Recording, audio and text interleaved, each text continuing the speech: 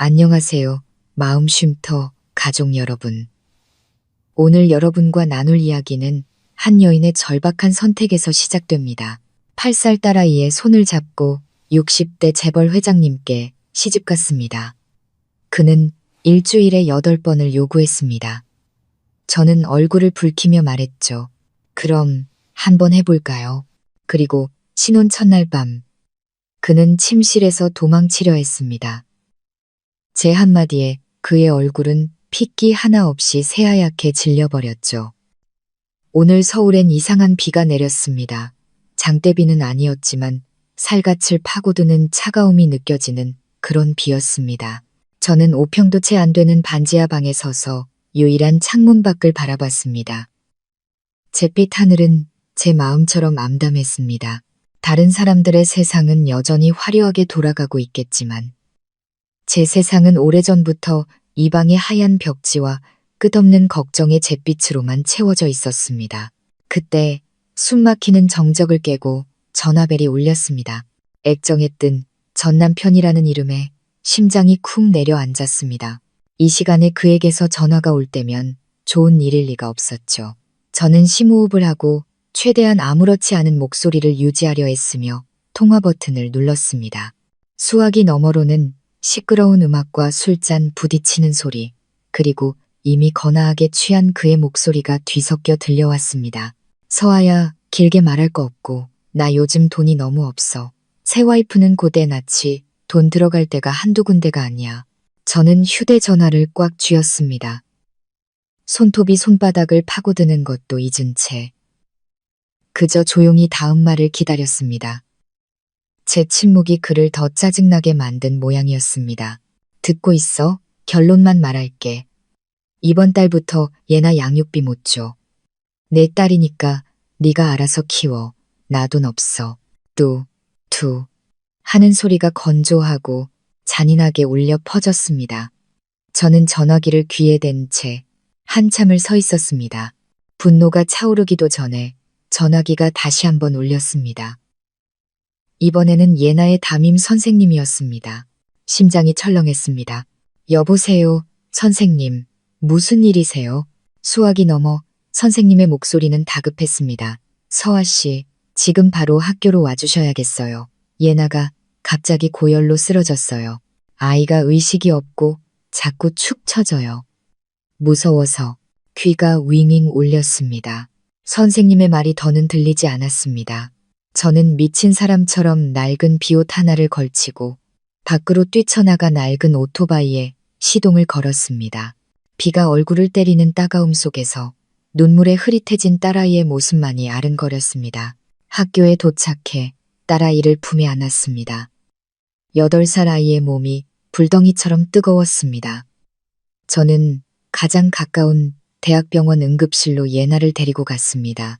병원 복도에 앉아 소독약 냄새를 맡으며 딸을 꼭 껴안았습니다. 아이는 지친 듯 힘겹게 숨을 쉬며 간간히 약한 신음소리를 냈습니다. 심장이 갈갈이 찢기는 것 같았습니다.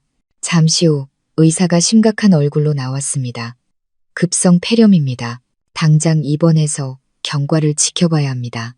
보호자분은 원무과 가서 입원 수속이랑 보증금부터 납부하세요. 저는 의사가 건넨 종이를 들고 떨리는 손으로 수납창고로 향했습니다. 직원은 무감각한 표정으로 키보드를 몇 번 두드리더니 말했습니다. 보증금 500만 원입니다. 500만 원. 그 숫자가 망치처럼 제 머리를 내리쳤습니다. 500만 원이라니. 지갑을 열어보았지만 이번 달 월세를 내려고 모아둔 몇십만 원과 지폐 몇 장이 전부였습니다. 저는 대기의자에 작게 웅크리고 누워있는 딸아이를 돌아보았습니다. 아이의 얼굴은 창백했습니다. 입안이 바싹 마르고 씁쓸했습니다. 전 남편은 제 숨통을 끊었고 이제 병원은 제 딸의 숨통을 끊으려 하고 있었습니다. 차가운 복도 바닥에 주저앉아 눈물을 쏟아냈습니다. 이제 어떻게 해야 할까? 500만 원을 어디서 구한단 말인가? 절망감이 검은 구름처럼 저를 집어삼켰습니다. 저는 굶고 고생하는 건 참을 수 있어도 제 딸이 아픈데 아무것도 해줄 수 없는 이 무력감은 견딜 수가 없었습니다. 그렇게 깊은 절망의 늪에 빠져 있을 때 주머니 속 전화기가 다시 울렸습니다. 큰이모라고 저장된 낯선 번호였습니다. 1년에 한두 번, 제사 때나 겨우 보는 먼 친척이었습니다. 수완은 좋지만 온갖 중매와 소개를 하며 이익을 챙기는 분으로 유명했죠. 이 시간에 무슨 일일까? 망설이다 전화를 받았습니다. 여보세요. 저예요. 수화기 너머 이모의 목소리는 제 처지와는 정반대로 활기찼습니다. 서아야, 잘 지내. 목소리가 왜 그렇게 죽을 상이야? 저는 눈물을 삼키며 겨우 말했습니다. 저 병원이에요. 예나가 좀 아파서요. 이모는 아이고 하더니 별 관심 없다는 듯 말을 돌렸습니다. 애 아픈 거야. 약 먹으면 낫지. 이모 말 잘 들어봐. 너 이거 조상님이 도우신 거야. 농담 아니야. 저는 지쳐서 대꾸할 힘도 없었습니다. 무슨 일이신데요, 이모? 저 지금 경황이 없어서. 알아. 바로 말할게. 내가 아는 분이 있는데. 아니, 회장님이라고 해야지. 돈이 어마어마한 재벌이야. 이름은 박태준. 65인데 사별하고 자식들은 다 외국 나가 있대. 지금 노년의 말벗이나 해주고 돌봐줄 사람을 찾고 계셔. 이모는 제가 정보를 소화할 시간을 주려는 듯 잠시 말을 멈췄습니다. 저는 침묵했습니다. 이모는 목소리를 낮추며 은밀하게 말을 이었습니다. 너도 한 번 이혼했고 혼자 애 키우느라 고생이잖아. 아직 35, 젊고 예쁘고 한 번 만나보는 게 어때? 저는 소름이 돋았습니다. 이모가 무슨 말을 하는지 단번에 알아차렸습니다. 65세 노인의 계약 아내나 비슷한 무언가가 되라는 말이었습니다. 저는 굳은 목소리로 말했습니다. 이모, 말도 안 되는 소리 마세요. 저 그런 거 관심 없어요. 아이고, 이 순진한 거사. 이모는 제 말을 자르며 마치 큰 은혜를 베푸는 듯 말했습니다.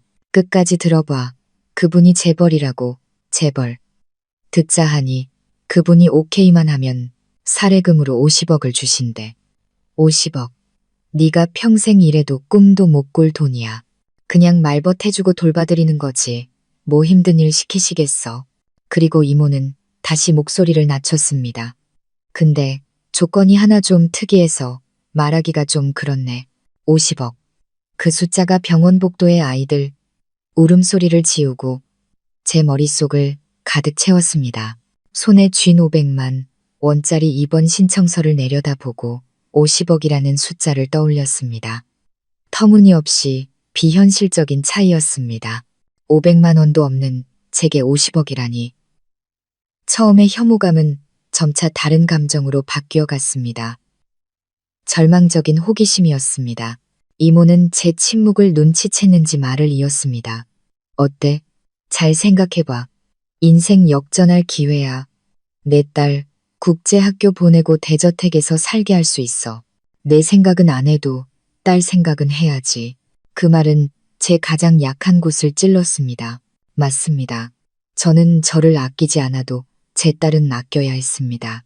예나는 이 축축한 반지하 방에서 고생할 아이가 아니었습니다. 엄마가 보증금이 없어 입원도 못 시킬 아이가 아니었습니다. 저는 응급실 안에서 링거를 맡고 있는 딸아이를 바라보았습니다. 만약 내가 거절한다면 우리 예나는 어떻게 될까? 목이 타들어갔습니다. 눈을 감자 건강하게 웃고 떠들던 딸의 모습이 떠올랐습니다. 저는 심호흡을 하고 거의 알아들을 수 없을 만큼 떨리는 목소리로 말했습니다. 제가 만나볼게요. 수화기 너머로 이모의 호탕한 웃음소리가 들렸습니다. 그래야지. 자식 구하는 게 먼저지. 현명한 선택이야. 일단 애부터 잘 돌봐. 일 끝나면 전화해. 이모는 전화를 끊었고 저는 방금 내린 결정과 함께 홀로 남겨졌습니다. 응급실을 보니 예나는 링거를 맞고 잠이 들어 있었습니다. 저는 스스로에게 다짐했습니다. 전부 내 딸을 위해서야. 예나만 안전할 수 있다면 나는 무슨 일이든 할 수 있어.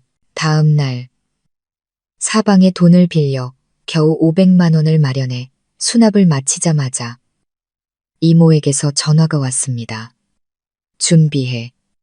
오늘 오후 3시에 골목 입구로 차 보낼 테니까 옷 좀 번듯하게 입고 나와. 시장 가는 옷차림으로 나오면 이모 체면 깎이는 거야. 저는 제가 입고 있는 옷을 내려다 보았습니다. 색이 바랜 셔츠와 낡은 바지, 번듯한 옷이 있을 리가 없었습니다.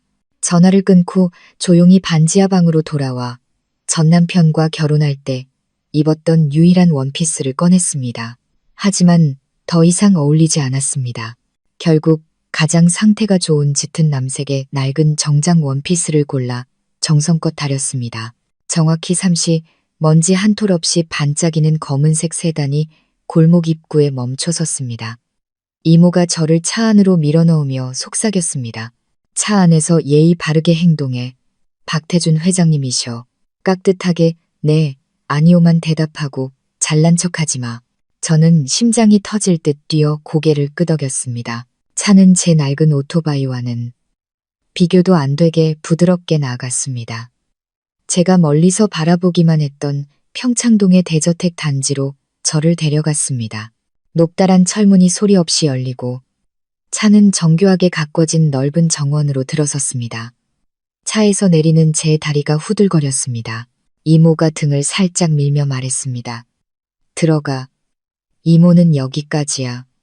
나머진 내복에 달렸어. 저는 저택 안으로 들어섰습니다. 그 화려함에 숨이 멎을 것 같았습니다. 거울처럼 반짝이는 대리석 바닥, 아득하게 높은 천장에는 거대한 크리스탈 샹들리에가 빛나고 있었습니다. 하얀 유니폼을 입은 가정부가 조용히 고개를 숙여 저를 2층 거실로 안내했습니다. 박 회장은 그곳에 있었습니다. 창밖을 등진 채 진짜 가죽으로 만든 안락의자에 앉아 있었습니다. 그는 바로 돌아보지 않았습니다. 저는 문가에 숨막힌 듯 서 있었습니다.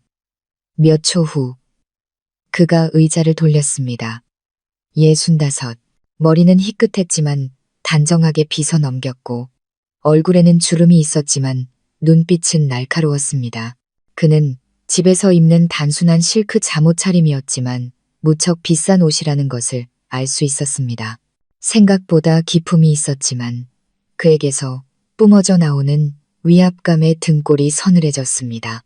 안치. 그의 목소리는 낮고 차분했습니다. 저는 조심스럽게 의자를 끌어 그에게서 멀찍이 떨어져 앉았습니다. 그는 마치 물건을 감정하듯 저를 샅샅이 훑어보았습니다. 이모에게 얘기는 들었겠지? 저는 작게 대답했습니다. 네, 대략적으로는요. 그는 고개를 끄덕이고는 바로 본론으로 들어갔습니다. 나이가 몇인가? 이혼한 지는 얼마나 됐고 아이는 몇 살이지? 저는 솔직하게 대답했습니다. 35입니다. 이혼한 지는 2년 됐고 딸아이는 8살입니다. 이 순간 저는 도마 위의 생선이나 마찬가지였습니다. 숨기는 것은 무의미했죠. 전 남편이 양육비는 주나? 저는 숨을 들이마시며 씁쓸하게 말했습니다. 어제 끊겠다고 통보받았습니다. 박 회장의 입꼬리가 살짝 올라갔습니다. 거의 알아챌 수 없는 미소였습니다. 좋아.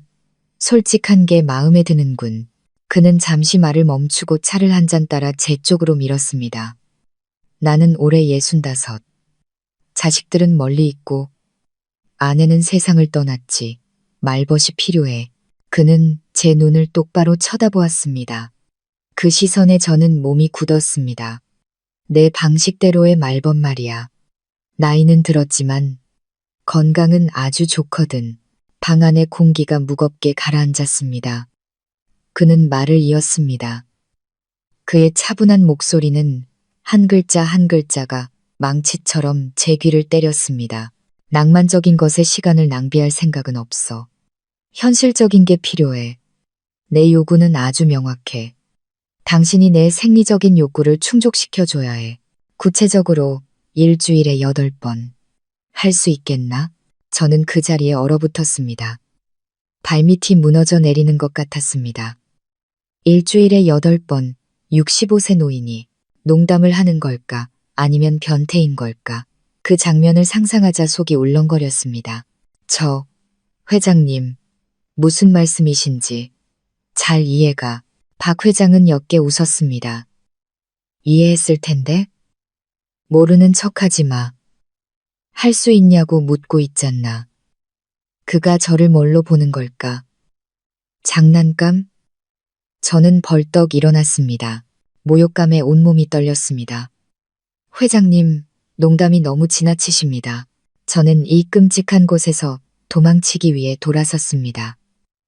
하지만 몇 걸음 떼기도 전에 박 회장의 목소리가 등 뒤에서 들려왔습니다. 여전히 차분했지만 얼음장처럼 차가운 목소리였습니다. 따님은 지금 대학병원 소아과에 입원해 있지. 폐렴으로 보증금 500만 원. 그것도 겨우 빌려서 냈더군. 안 그런가? 저는 그 자리에 멈춰 섰습니다. 온몸이 돌처럼 굳었습니다. 그가 저에 대해 조사를 했습니다. 제 모든 것을 알고 있었습니다. 저는 겁에 질린 눈으로 그를 돌아보았습니다. 박 회장은 여전히 의자에 앉아 손가락으로 팔걸이를 가볍게 두드리고 있었습니다. 500만 원에도 힘들어했는데 50억은 어떤가? 그는 쥐를 희롱하는 고양이처럼 저를 바라보았습니다. 지금 당장 50억을 주지. 대신 이 계약서에 서명하고 내가 요구하는 걸 정확히 이행해야 해. 어디선가 정장 차림의 남자가 나타나 두꺼운 서류 뭉치를 테이블 위에 올려놓았습니다. 아마 변호사인 듯 했습니다. 혼인 계약서. 그 두 글자가 제 눈앞에서 춤을 췄습니다. 결혼이라니. 저는 이것이 은밀한 거래일 뿐이라고 생각했는데 그는 결혼을 원했습니다. 박 회장은 제 생각을 읽은 듯 말했습니다. 애매한 관계는 질색이야. 정식 아내가 필요해. 물론 모든 건 계약에 따를 거고. 심장이 미친 듯이 뛰었습니다. 저는 예나를 생각했고 축축한 반지하 방을 양육비를 끊겠다던 전남편의 의기양양한 얼굴을 떠올렸습니다. 일주일에 8번 혐오감이 치밀어 올랐지만 50억이라는 숫자가 그 감정을 짓눌렀습니다. 저는 떨리는 걸음으로 다가가 펜을 들었습니다. 계약서를 꼼꼼히 읽지 않았습니다. 주요 조항만 훑어보았습니다. 을인 저는 갑인 그의 말벗이 되어주고 정서적 만족감을 보장할 의무가 있다. 정서적 만족감, 그 8번이라는 숫자를 감추기 위한 역겨울 정도로 아름다운 단어였습니다. 서명해. 박 회장이 말했습니다. 저는 그의 눈에서 혹시나 장난기가 있는지 찾아보려 했지만 거기에는 차가운 거래의 눈빛만이 있었습니다. 저는 눈을 감았습니다.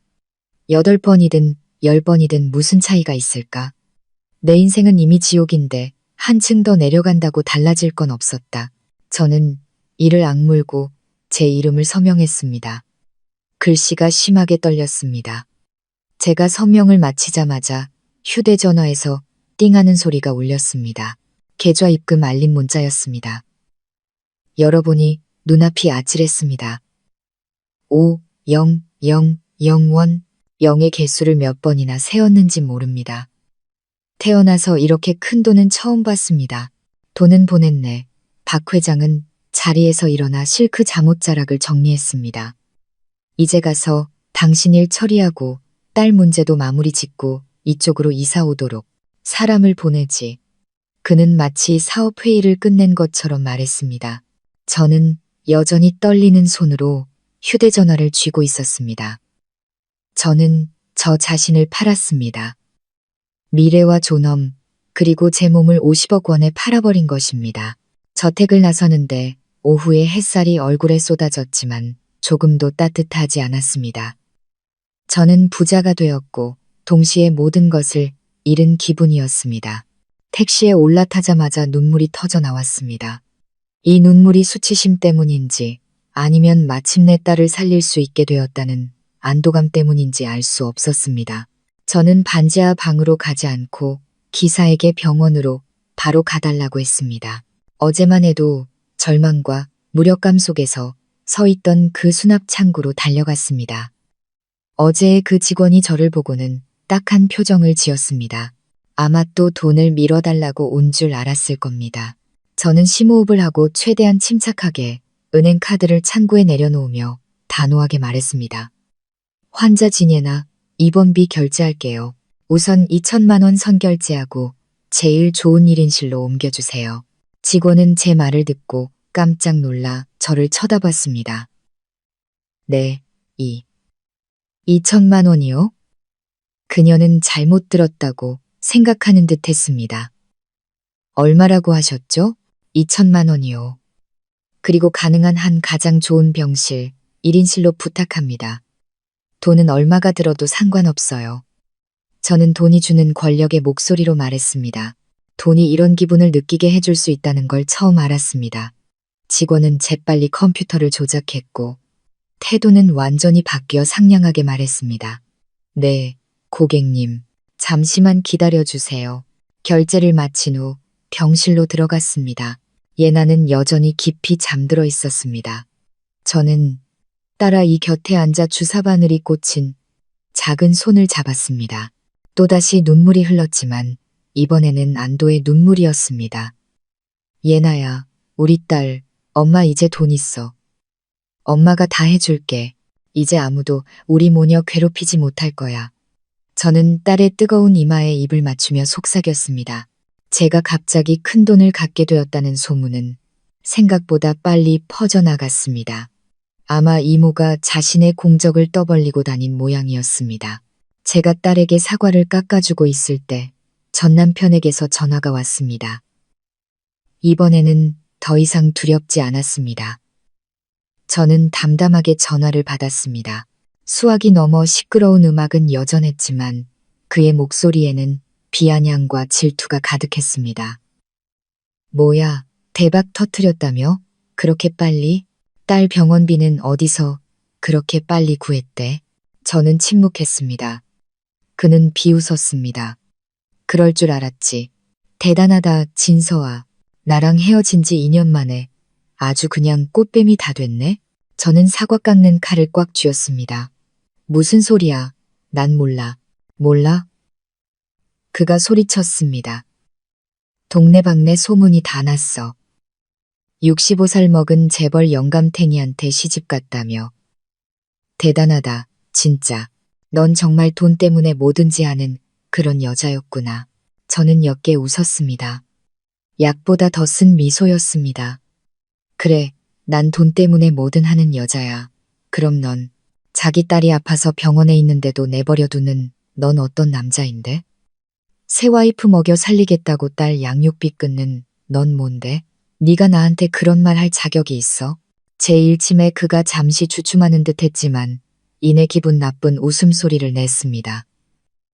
어쭈, 꽤나 날카로워졌네. 부자 남편 생기니까 사람이 달라져.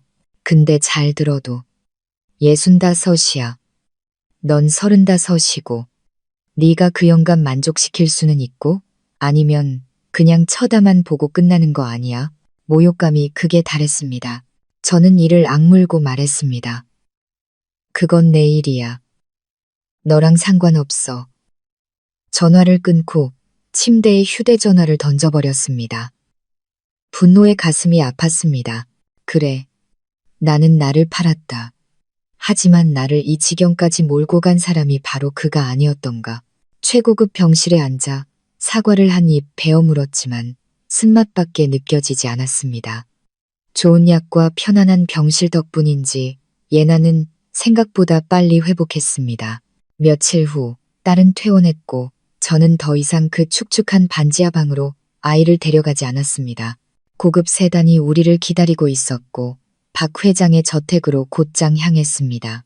반지하 방에는 중요한 물건들, 주로 낡은 옷 몇 벌과 딸의 사진을 챙기러 단 한 번 들렀습니다. 대부분의 짐은 버렸습니다. 제 인생의 낡은 장을 닫아버리고 싶었습니다. 차 안에서 예나는 신이나 제잘거렸습니다.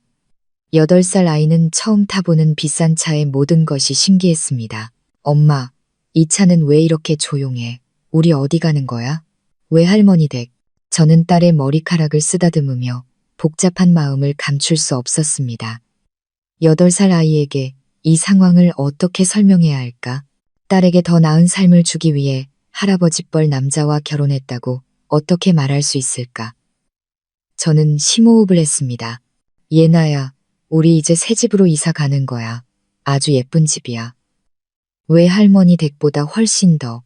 예나는 눈을 동그랗게 떴습니다. 정말 누구 집인데? 엄마 친구 집이야. 앞으로 우리 거기서 살 거야. 저는 딸의 시선을 피하며 말했습니다. 박 회장을 뭐라고 불러야 할지조차 알 수 없었습니다.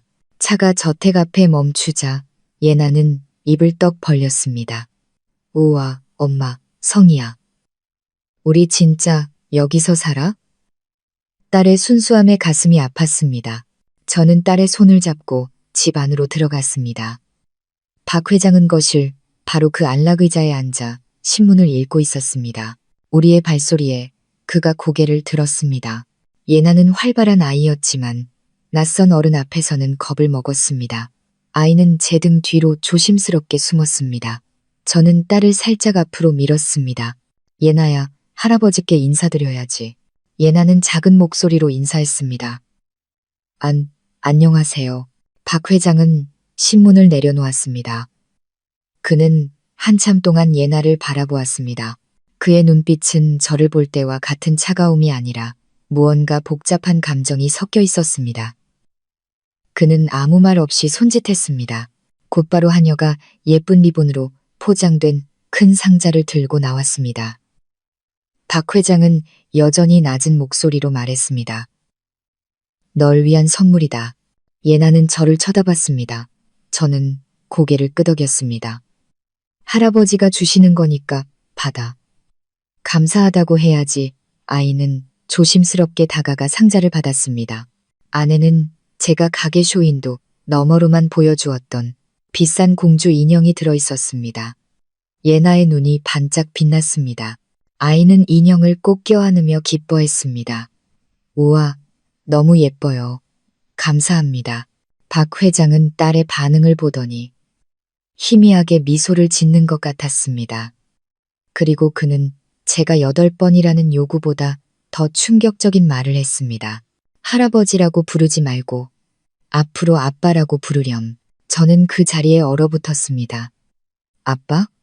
이게 무슨 소리지? 계약서에는 이런 조항이 없었습니다. 그가 제 딸에게 자신을 아빠라고 부르게 하다니 무슨 꿍꿍이일까? 저는 딸에게는 이미 아빠가 있다고, 비록 그 아빠가 쓰레기 같은 인간일지라도 그렇게 말하려 했습니다. 하지만 선물을 받고 기쁨에 찬 순수한 아이는 망설임이 없었습니다.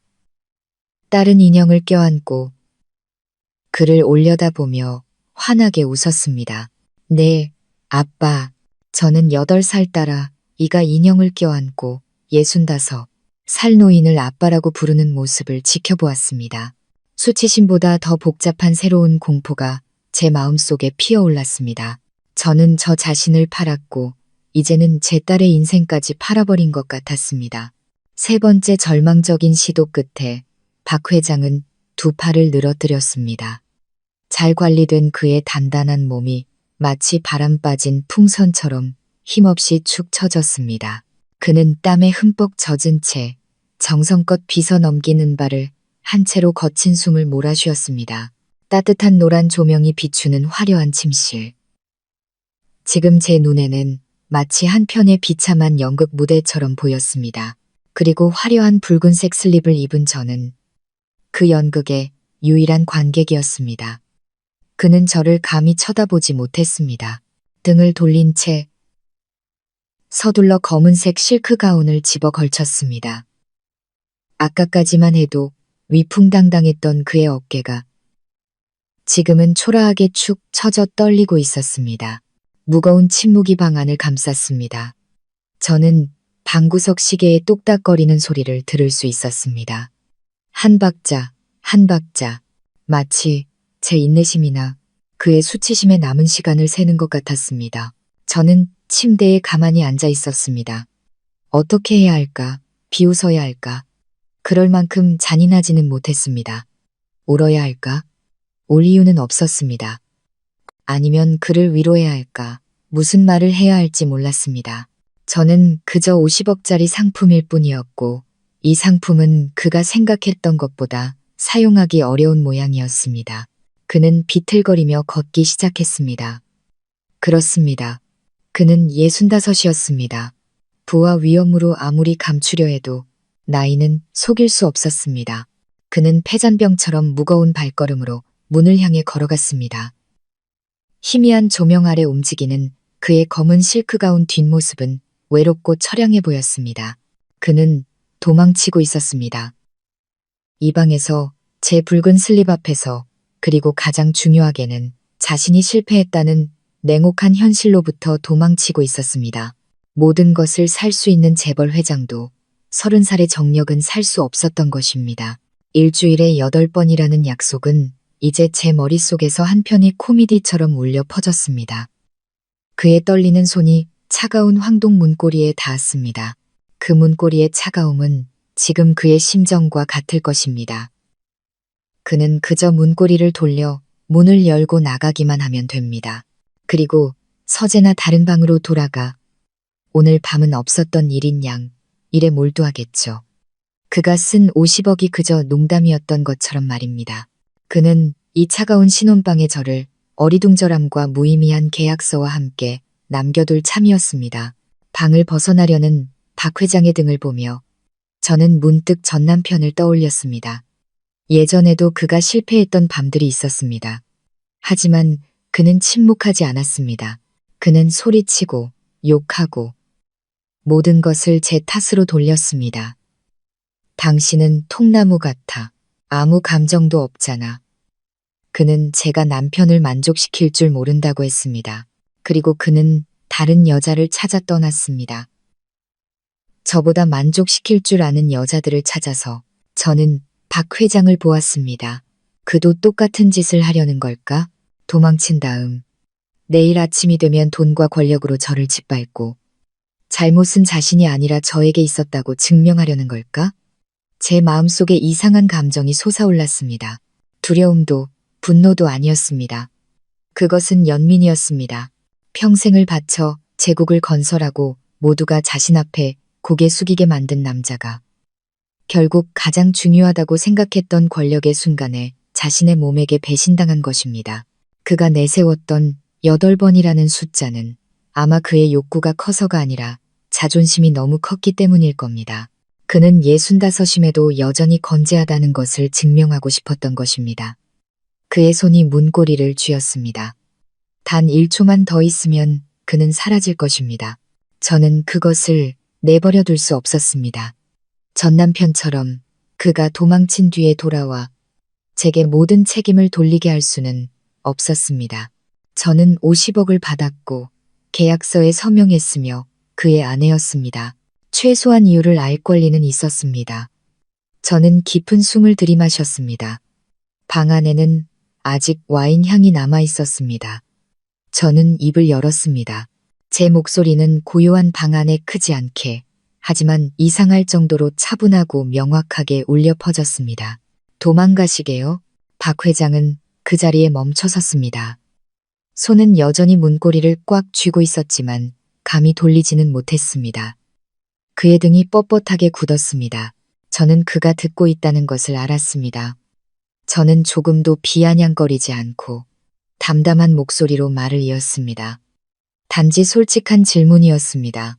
50억이나 쓰시고 일주일에 8번을 자신만만하게 말씀하시더니 이제 와서 고장났다는 이유로 신혼 첫날 밤 침실에서 도망치시겠다고요? 저는 고장이라는 직설적인 단어를 썼습니다. 애둘러 말하고 싶지 않았습니다. 그의 진짜 반응을 보고 싶었습니다. 이 재벌 회장이 적나라한 진실 앞에 어떻게 반응할지 궁금했습니다. 제 말 뒤에 찾아온 침묵은 이전의 침묵보다 더 무서웠습니다. 방 안의 공기가 모두 빨려나가는 것 같았습니다.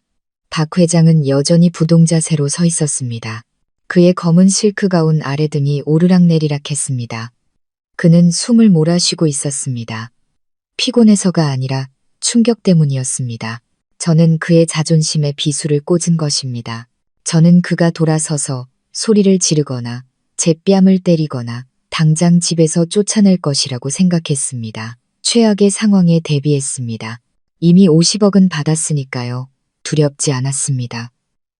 하지만 그는 그렇게 하지 않았습니다. 그는 아주 천천히 문고리에서 손을 떼었습니다. 그리고 저를 마주 보기 위해 몸을 돌렸습니다. 희미한 침실등 아래 그의 얼굴은 제가 평생 잊지 못할 모습이었습니다. 더 이상 제게 8번을 요구하던 권위적인 재벌 회장의 얼굴이 아니었습니다. 65의 그 얼굴은 아까 무력했을 때보다도 더 창백하게 질려 있었습니다. 평소에 날카롭던 눈빛은 이제 당혹감과 수치심, 그리고 두려움으로 가득 차 있었습니다. 그는 저를 두려워하고 있었습니다. 재벌 회장이 방금 돈으로 사온 35살의 이혼녀를 두려워하고 있었습니다. 이 사실은 8번이라는 숫자보다 더 비현실적이었습니다. 그는 제 쪽으로 걸어왔습니다. 아니, 감히 침대 쪽으로는 오지 못했습니다. 그는 방 한가운데 서서 고개를 숙이고 가운 자락을 꽉 쥐었습니다. 마치 비싼 화병을 깨뜨리다 들킨 아이 같았습니다. 나는 그는 입술을 달싹였지만 목이 바싹 마른 듯 소리가 나오지 않았습니다. 헛기침을 하며 평정심을 되찾으려 했지만 실패했습니다. 그는 다시 한번 시도했고 마침내 한마디를 내뱉었습니다. 제가 그의 입에서 들으리라고는 상상도 못했던 한마디였습니다. 그의 목소리는 거의 들리지 않을 정도로 작았습니다. 미안하오. 저는 깜짝 놀랐습니다. 그가 제게 사과를. 무엇 때문에? 계약대로 이행하지 못해서. 아니면 터무니없는 8번을 약속해서. 그는 고개를 들어 저를 보았습니다. 그의 눈빛은 처절한 간절함으로 가득 차 있었습니다. 서아 씨, 맞지? 제발. 이 일은 아무에게도 말하지 말아주시오. 절대로, 아무에게도. 그는 마치 애원하듯 반복했습니다. 이모님 변호사, 집안 사람들, 아무에게도 알리지 마시오. 내가 돈을 더 주겠소. 얼마를 원하든 다 줄 테니 제발 조용히만 해주시오. 저는 그를 보았습니다. 재벌 회장이 자신의 실패를 덮기 위해 돈으로 제 침묵을 사려 하고 있었습니다. 문득 헛웃음이 나왔습니다. 저는 대답하지 않았습니다. 동의하지도 거절하지도 않았습니다. 그저 침묵했습니다. 제 침묵이 그를 더 혼란스럽게 만드는 것 같았습니다. 그는 제가 무슨 생각을 하는지 몰랐고 그 사실이 그를 두렵게 했습니다. 그는 감히 침대로 돌아오지 못했습니다. 이 화려한 신혼 침대는 보이지 않는 힘으로 그를 밀어내는 듯 했습니다. 그렇다고 방 밖으로 나가지도 못했습니다. 50억짜리 상품이 알 수 없는 눈빛으로 자신을 쳐다보고 있는데 어떻게 나갈 수 있겠습니까? 결국 그는 더 기이한 행동을 했습니다. 그는 방구석의 벨벳 소파로 걸어갔습니다. 제가 낮에 그가 앉아 신문을 읽는 것을 보았던 바로 그 소파였습니다. 그는 거기에 앉더니 근처 장에서 얇은 담요를 꺼내 몸에 둘렀습니다. 그는 거기서 잘 생각이었습니다. 자신의 신혼방에서 그는 소파를 택했습니다. 저는 이불을 끌어올려 붉은 슬립을 가렸습니다. 저도 피곤했습니다. 병원에서부터 이모와의 만남, 그리고 이곳에서의 계약과 이 연극까지 온종일 긴장의 연속이었습니다. 저는 그를 등지고 돌아누워 눈을 감았습니다. 그가 어디서 자든 상관없었습니다. 그저 저를 내버려 두기만 하면 됐습니다. 방 안의 공기는 무겁게 가라앉았습니다. 저는 그가 소파에서 뒤척이는 소리, 실크가 바스락거리는 소리, 그리고 짜증 섞인 한숨 소리를 들었습니다. 저는 이대로 밤이 지나갈 것이라고 생각했지만 착각이었습니다. 15분쯤 지났을까 그가 갑자기 입을 열었습니다. 담요 속에서 울려나오는 목소리는 잠기고 짜증이 가득했습니다. 당신을 선택하는 게 아니었어.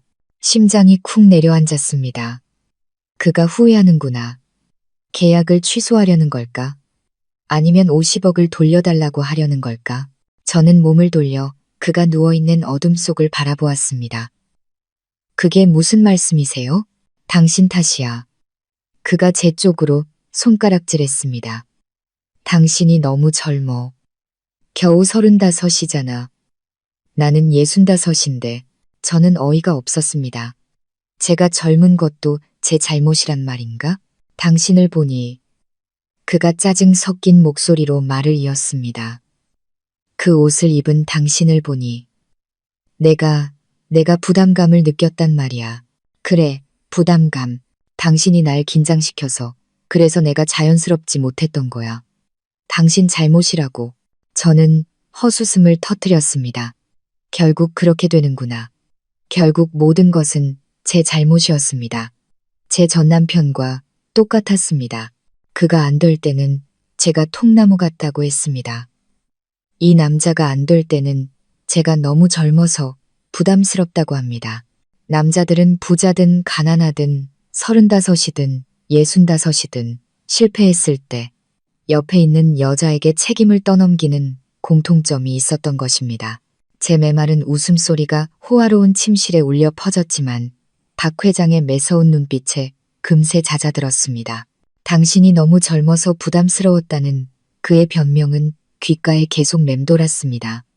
결국 이 권력 있는 남자도 실패 앞에서는 제 전남편과 다를 바 없었습니다. 그들은 모두 이유가 필요했고 그 이유는 결코 자기 자신이 아니었습니다. 저는 더 이상 아무 말도 하지 않고 이불을 머리끝까지 뒤집어 쓴 채 그를 등지고 누웠습니다. 다투고 싶지 않았습니다. 다툴 자격도 없었습니다. 저는 50억짜리 상품일 뿐이었고 이 상품은 첫날 밤부터 주인을 만족시키지 못한 모양이었습니다. 그날 밤 저는 잠들지 못했습니다. 저는 넓은 침대의 한쪽에서 그는 방구석 소파에서 몸을 웅크린 채 누워 있었습니다. 우리 사이에는 광활한 공간이 있었지만 그보다 더 먼 것은 수치심과 실망 그리고 터무니없는 계약서였습니다. 다음 날 아침 방문이 조용히 닫히는 소리에 잠이 깼습니다. 박 회장은 동이 트기도 전에 이미 밖으로 나간 뒤였습니다. 그는 날이 밝을 때까지 저와 한 방에 있지도 못했던 것입니다. 저는 석고 천장의 정교한 금박 장식을 바라보며 누워 있었습니다. 50억을 가졌지만 자유를 잃었고 이제는 남편조차 아내의 얼굴을 똑바로 쳐다보지 못하는 결혼 생활에 갇히게 되었습니다. 피곤한 몸을 이끌고 아래층으로 내려갔습니다. 긴 식탁 위에는 아침 식사가 차려져 있었습니다. 딸 예나는 일찍 일어나 있었습니다. 아이는 이곳이 무척 마음에 드는 듯 예전에는 월급날에나 사줄 수 있었던 딸기 팬케이크를 신나게 먹고 있었습니다. 저를 보더니 손을 흔들었습니다. 엄마, 이거 진짜 맛있어요. 옛날 집보다 여기가 훨씬 좋아요. 저는 딸에게 억지 미소를 지어 보였습니다. 박 회장도 식탁 끝에 앉아 있었습니다. 그는 값비싼 정장으로 갈아입고 금태 안경을 쓴 채 경제신문을 뚫어져라 보고 있었습니다. 오늘 아침에 그는 다시 권위적이고 냉정한 재벌 회장이었습니다. 어젯밤 소파에서 뒤척이던 초라한 남자는 전혀 다른 사람인 것 같았습니다. 그는 제가 자리에 앉을 때도 고개 한번 들지 않았습니다. 곁눈질 한번 주지 않았습니다. 식탁에는 침묵이 흘렀고 오직 예나가 포크와 나이프를 쓰는 소리만 들렸습니다. 집사가 커피를 가져다 주었을 때 박 회장이 비로소 입을 열었지만 제게 하는 말은 아니었습니다. 그는 집사에게 말했습니다. 김 집사, 서쪽 별채의 예나방 옆에 있는 손님방. 청소는 다 끝났나? 늘 무표정한 얼굴에 김 집사가 고개를 숙였습니다. 네, 회장님. 어제 다 준비해 두었습니다. 박 회장은 고개를 끄덕이고 신문을 한 장 넘겼습니다.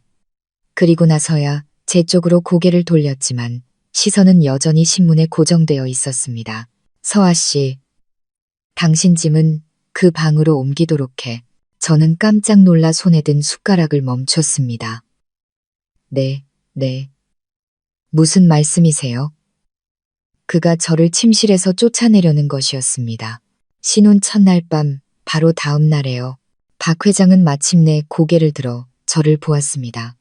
그 눈빛은 차갑고 서먹했습니다. 나는 조용히 일할 공간이 필요해. 내 침실에는 중요한 서류가 많아. 당신은 저쪽 방에 있는 게 딸을 돌보기에도 더 편할 거야. 당신 딸. 그는 우리 딸이나 예나라고 부르지도 않았습니다. 그는 명확하게 선을 긋고 있었습니다. 저는 깨달았습니다. 그는 제가 젊어서 부담스러운 게 아니었습니다. 그는 부끄러운 것이었습니다. 저를 마주할 용기가 없었던 것입니다. 저는 그의 실패를 목격한 유일한 증인이었으니까요. 그는 저를 최대한 멀리 밀어내고 싶었던 것입니다. 저는 쓸모없는 안주인이 되었습니다. 50억짜리 아내는 제대로 된 하룻밤도 치르지 못한 채 버림받았습니다. 저는 새 방으로 옮겼습니다. 그 방 역시 호화롭고 모든 편의시설이 갖춰져 있었고 잉어 연못이 내다보이는 발코니도 있었습니다. 하지만 누가 봐도 손님방이었습니다. 저는 새 방의 침대에 앉아 발코니에서 신나게 뛰어노는 예나를 바라보았습니다.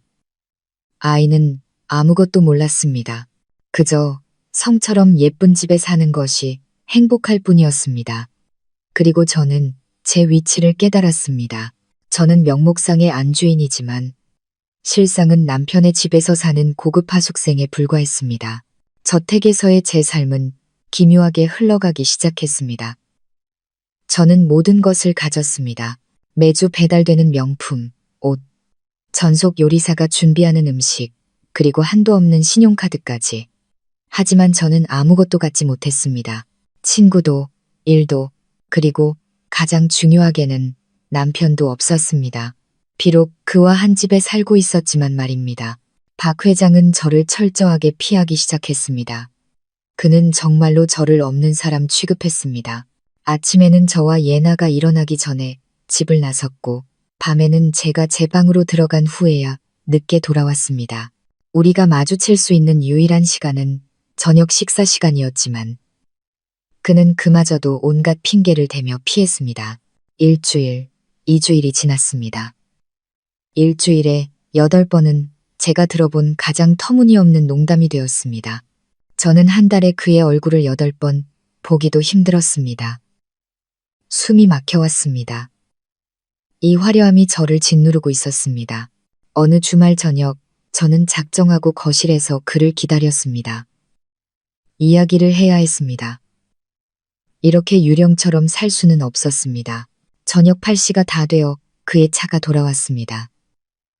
그는 집에 들어서다 제가 앉아있는 것을 보고 조금 놀란 듯 했습니다. 그는 넥타이를 풀며 피곤한 목소리로 말했습니다. 아직 안 잤나? 저는 일어나 최대한 침착하게 말했습니다. 식사는 하셨어요? 음식 데워달라고 할까요? 그는 손을 저었습니다. 밖에서 먹었어. 그는 곧장 서재로 올라가려 했습니다. 저는 급히 그를 막아섰습니다. 회장님, 저희 얘기 좀 해야겠어요. 그가 멈춰 서서 저를 돌아보았습니다. 그의 눈빛은 차가웠습니다. 무슨 얘기? 계약 내용은 명확했을 텐데. 당신은 돈을 받았고 딸을 돌보고 있잖아. 내가 부족하게 해준 건 없는데. 하지만 절 피하고 계시잖아요. 저도 모르게 말이 튀어나왔습니다. 그날 밤 이후로 저한테 제대로 된 말 한마디 건네지 않으셨어요. 약속하셨잖아요. 무슨 약속? 그가 말을 끊으며 으르렁거렸습니다. 50억을 약속했고 당신은 받았어. 아니면 그 8번 얘기를 하고 싶은 건가? 그는 비웃었습니다. 걱정 마. 다시는 그런 요구 안 할 테니까. 더 이상 부담감 느끼고 싶지 않거든. 그는 또 제 탓을 했습니다. 분노에 온몸이 떨렸습니다. 그럼 계속 이렇게 살라는 말씀이세요? 이 집의 허수아비 안주인처럼요? 그가 어깨를 으쓱했습니다. 그게 뭐 나쁜가? 돈도 있고 좋은 집도 있고 딸은 최고의 학교에 다니고 뭘 더 바라는 거지? 사랑이라도 원하나? 그가 소리내어 웃었습니다. 서아 씨, 35이면 그런 순진한 생각은 버릴 때도 됐잖소. 그 후 며칠 동안 그는 회의 핑계조차 대지 않았습니다. 토요일 아침 그가 운동복을 입고 있었습니다. 제가 물었습니다. 어디 가세요? 그는 저를 쳐다보지도 않고 대답했습니다. 바둑 두러. 그는 아침 일찍 나가서 밤늦게 돌아왔습니다. 일요일에는 다른 옷을 입고 있었습니다. 친구들이랑 낚시하러. 그는 온종일 낚시를 했습니다. 그는 저와 같은 공간에서 숨 쉬는 것보다 차라리 호숫가에 앉아 낚싯대를 보거나 늙은 친구들과 바둑판을 들여다보는 것을 택했습니다. 저는 그의 가장 큰 수치심의 증거가 되어버린 것입니다. 박 회장의 회피는 점점 더 노골적으로 변해갔습니다. 그는 저를 지워버리고 싶은 실수처럼 대했습니다. 저는 화려하고 외로운 저택에 갇혀 살았습니다. 예나는 제 유일한 기쁨이었지만 아이도 이상한 낌새를 눈치채기 시작했습니다. 엄마, 박 아빠는 왜 우리랑 밥 안 먹어? 아빠는 우리가 여기 있는 게 싫어? 저는 아이를 안고 거짓말을 할 수밖에 없었습니다. 아빠는 아주 바쁘셔서 그래. 돈 버셔야 하잖아. 이 끔찍한 외로움에 익숙해질 무렵 큰 이모가 찾아왔습니다. 예고도 없는 방문이었습니다. 어느 화창한 오후 김 집사가 경멸하는 기색을 숨기지 않고 말했습니다. 사모님, 친척이신 분이 찾아오셨습니다. 저는 미간을 찌푸렸습니다. 이모가 여긴 왜? 좋은 일일 리가 없었습니다. 이모는 거실로 들어서자마자 사방을 두리번거렸습니다. 소파와 샹들리에 그리고 카펫을 훑어보았습니다. 그녀는 지난번보다 더 화려한 옷을 입고 자신도 이 상류층 세계에 속한다는 듯 행동했습니다. 아이고, 서아야, 그녀는 달려와 저를 와락 껴안으며 큰 소리로 말했습니다. 보고 싶었다. 예, 아주 그냥 신선 노름이구나. 내가 그랬지? 조상님이 도운 거라고. 그녀는 제 뺨을 꼬집었고 저는 소름이 끼쳤습니다. 저는 그녀의 손을 떼어내며 억지 미소를 지었습니다. 이모, 어서 오세요. 무슨 일로 오셨어요? 물 한 잔 드릴까요? 이모는 소파에 털썩 주저앉아 다리를 꼬았습니다. 무슨 일이긴. 우리 조카 잘 사나 보러 왔지. 내가 소개해준 상품이 잘 관리되고 있나 봐야 할 거 아니야. 그녀는 희히 웃더니 제게 다가와 속삭였지만 방 전체에 다 들릴 만큼 큰 소리였습니다. 그래, 회장님은 잘해주셔. 첫날 밤은 어땠어? 뭐 화끈한 일이라도 있었어? 이모한테만 말해봐. 얼굴이 화끈거렸습니다. 그녀의 눈에 담긴 저속한 호기심에 역겨움을 느꼈습니다. 이모, 무슨 말씀을 그렇게 하세요? 사적인 얘기를 어떻게 해요? 이모는 혀를 찼습니다. 쯧쯧, 사적이긴 뭐가 사적이야. 우리 사이에 꽉 잡아야 한다, 조카야. 남자들, 특히 돈 많고 나이 든 남자들은 잘해줘야 해. 알지? 그녀는 강조했습니다. 너 35, 한창 때인데 65, 영감 하나 못 잡으면 망신이야, 망신. 그녀가 말한 망신이라는 단어가 유독 쓰라리게 들렸습니다. 알아서 할게요. 걱정 마세요. 저는 자리에서 일어나 그녀를 배웅하고 싶었습니다. 하지만 이모는 갈 생각이 없는 듯 했습니다. 그녀는 주위를 둘러보며 말했습니다. 근데 회장님은 어디 계셔? 내가 왔는데 코빼기도 안 보이시네. 심장이 쿵 내려앉았습니다. 아, 그분은 바둑 두러 가셨어요. 이모는 눈썹을 치켜떴습니다. 바둑? 이 시간에 평일인데 바둑을 둔다고? 이상하네.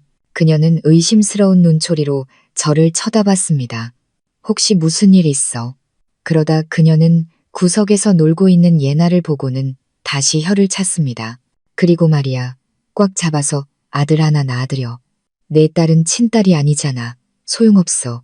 공동의 자식이 있어야 널 묶어둘 수 있다고. 알겠어? 65이라도 아직 정정하시다니까 서둘러. 저는 그 자리에 얼어붙었습니다. 아이를 낳으라고? 그가 65인데? 더 이상 생각하고 싶지 않았습니다. 이모의 등장은 제가 애써 외면하던 현실에 찬물을 끼얹는 것 같았습니다. 저는 아내가 아니었습니다. 50억에 팔려온 기계였습니다. 그리고 이제 그들은 제게 출산까지 요구하고 있었습니다. 이모가 떠난 후에도 머릿속이 윙윙거렸습니다. 출산이라니, 65인 박 회장이 어떻게. 하지만 신혼 첫날 밤이 떠올랐습니다. 그가 처참하게 실패했던 그 밤. 혹시 그는 자신의 상태를 미리 알고 있었던 걸까? 그가 말한 8번은 저를 겁주기 위한 것이었을까? 아니면 자기 자신을 속이기 위한 것이었을까? 그의 회피는 계속되었지만 저는 더 이상 화가 나지 않았습니다. 대신 그를 더 유심히 관찰하기 시작했습니다. 아주 드물게 복도나 정원에서 마주칠 때 저는 그가 이모의 말처럼 건강하지 않다는 것을 깨달았습니다. 값비싼 옷으로 감추려 해도 얼굴은 창백했고 걸음걸이는 느려졌으며 허리에 손을 짚는 모습을 자주 보았습니다. 어느 날 밤 잠이 오지 않아 따뜻한 물을 마시러 부엌으로 내려갔습니다. 박 회장의 서재에는 불이 켜져 있었습니다. 평소처럼 무시하고 지나치려 했지만 문이 살짝 열려 있었고 안에서 희미한 신음소리가 들려왔습니다. 억누른 듯한 신음소리였습니다. 심장이 뛰었습니다. 궁금하면서도 조금 걱정이 되었습니다. 저는 문틈으로 몰래 안을 엿보았습니다. 박 회장은 책상에 앉아 있지 않았습니다. 그는 책장 옆에 등을 돌리고 서 있었습니다. 그는 떨고 있었습니다. 그러더니 바지 주머니에서 갈색 유리병으로 된 작은 약병을 꺼냈습니다. 그는 서둘러 약 몇 알을 손에 털어넣고 물도 없이 꿀꺽 삼켰습니다. 마치 도둑처럼 몰래 서두르는 모습이었습니다.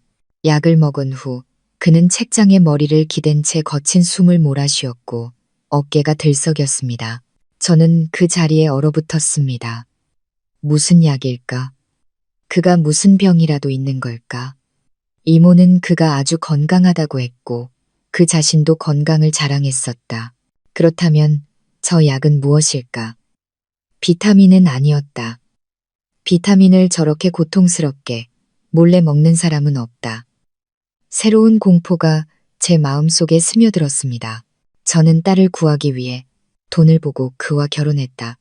하지만 만약 그가 중병에 걸린 것이라면 그가 죽으면 나는 어떻게 될까? 50억이 나와 내 딸의 평생을 보장해 줄 수 있을까?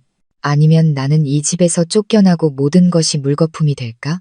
다음 날 그의 방을 뒤져보려 했지만 소용없었습니다. 서재는 굳게 잠겨 있었습니다. 문득 예나의 입원 서류 뭉치 속에서 그의 주치의인 김 원장의 명함을 본 것이 기억났습니다. 저는 박 회장이 평소처럼 낚시를 하러 나간 틈을 타 제 방으로 들어가 문을 잠그고 떨리는 손으로 전화를 걸었습니다. 여보세요, 김 원장입니다. 수화기 너머로 전문가다운 차분한 남성의 목소리가 들렸습니다. 저는 숨을 들이마시고 걱정하는 아내의 역할을 연기하려 애썼습니다. 여보세요, 김 원장님 맞으시죠? 저 박태준 회장 아내 진서아라고 합니다. 아내라는 단어가 입에서 맴돌며 어색하게 느껴졌습니다. 수화기 너머는 잠시 조용했습니다. 아, 네, 사모님, 안녕하세요. 무슨 일 있으십니까? 회장님 건강에 문제라도 생겼나요? 아니요, 그건 아니고요. 그냥 요즘 저희 남편 안색이 안 좋고 피곤해 보여서요. 어젯밤에는 우연히 갈색병에 든 약을 몰래 드시는 걸 봤어요. 너무 걱정이 돼서요. 저한테는 아무 말씀도 안 하시는데 원장님 혹시 남편이 심각한 병이라도 앓고 있나요? 김 원장은 몇 초간 침묵했습니다. 그의 숨소리가 들리는 듯 했습니다. 그러더니 그는 제가 어리석은 질문이라도 한 것처럼 가볍게 웃었습니다. 아, 사모님께서 너무 걱정이 많으시네요. 회장님은 아주 건강하십니다. 웬만한 60대보다 훨씬 더 건강하시죠. 저는 미간을 찌푸렸습니다. 하지만 그 약은 뭐죠? 분명히 드시는 걸 봤는데요. 김 원장은 다시 웃었습니다. 아, 그거요. 그냥 종합 비타민입니다. 요즘 환절기라 감기 기운이 좀 있으셔서요. 아마 사모님이나 따님에게 옮길까봐 말씀 안 하신 걸 겁니다. 워낙 신중하신 분이시니까요. 너무 걱정하지 마세요.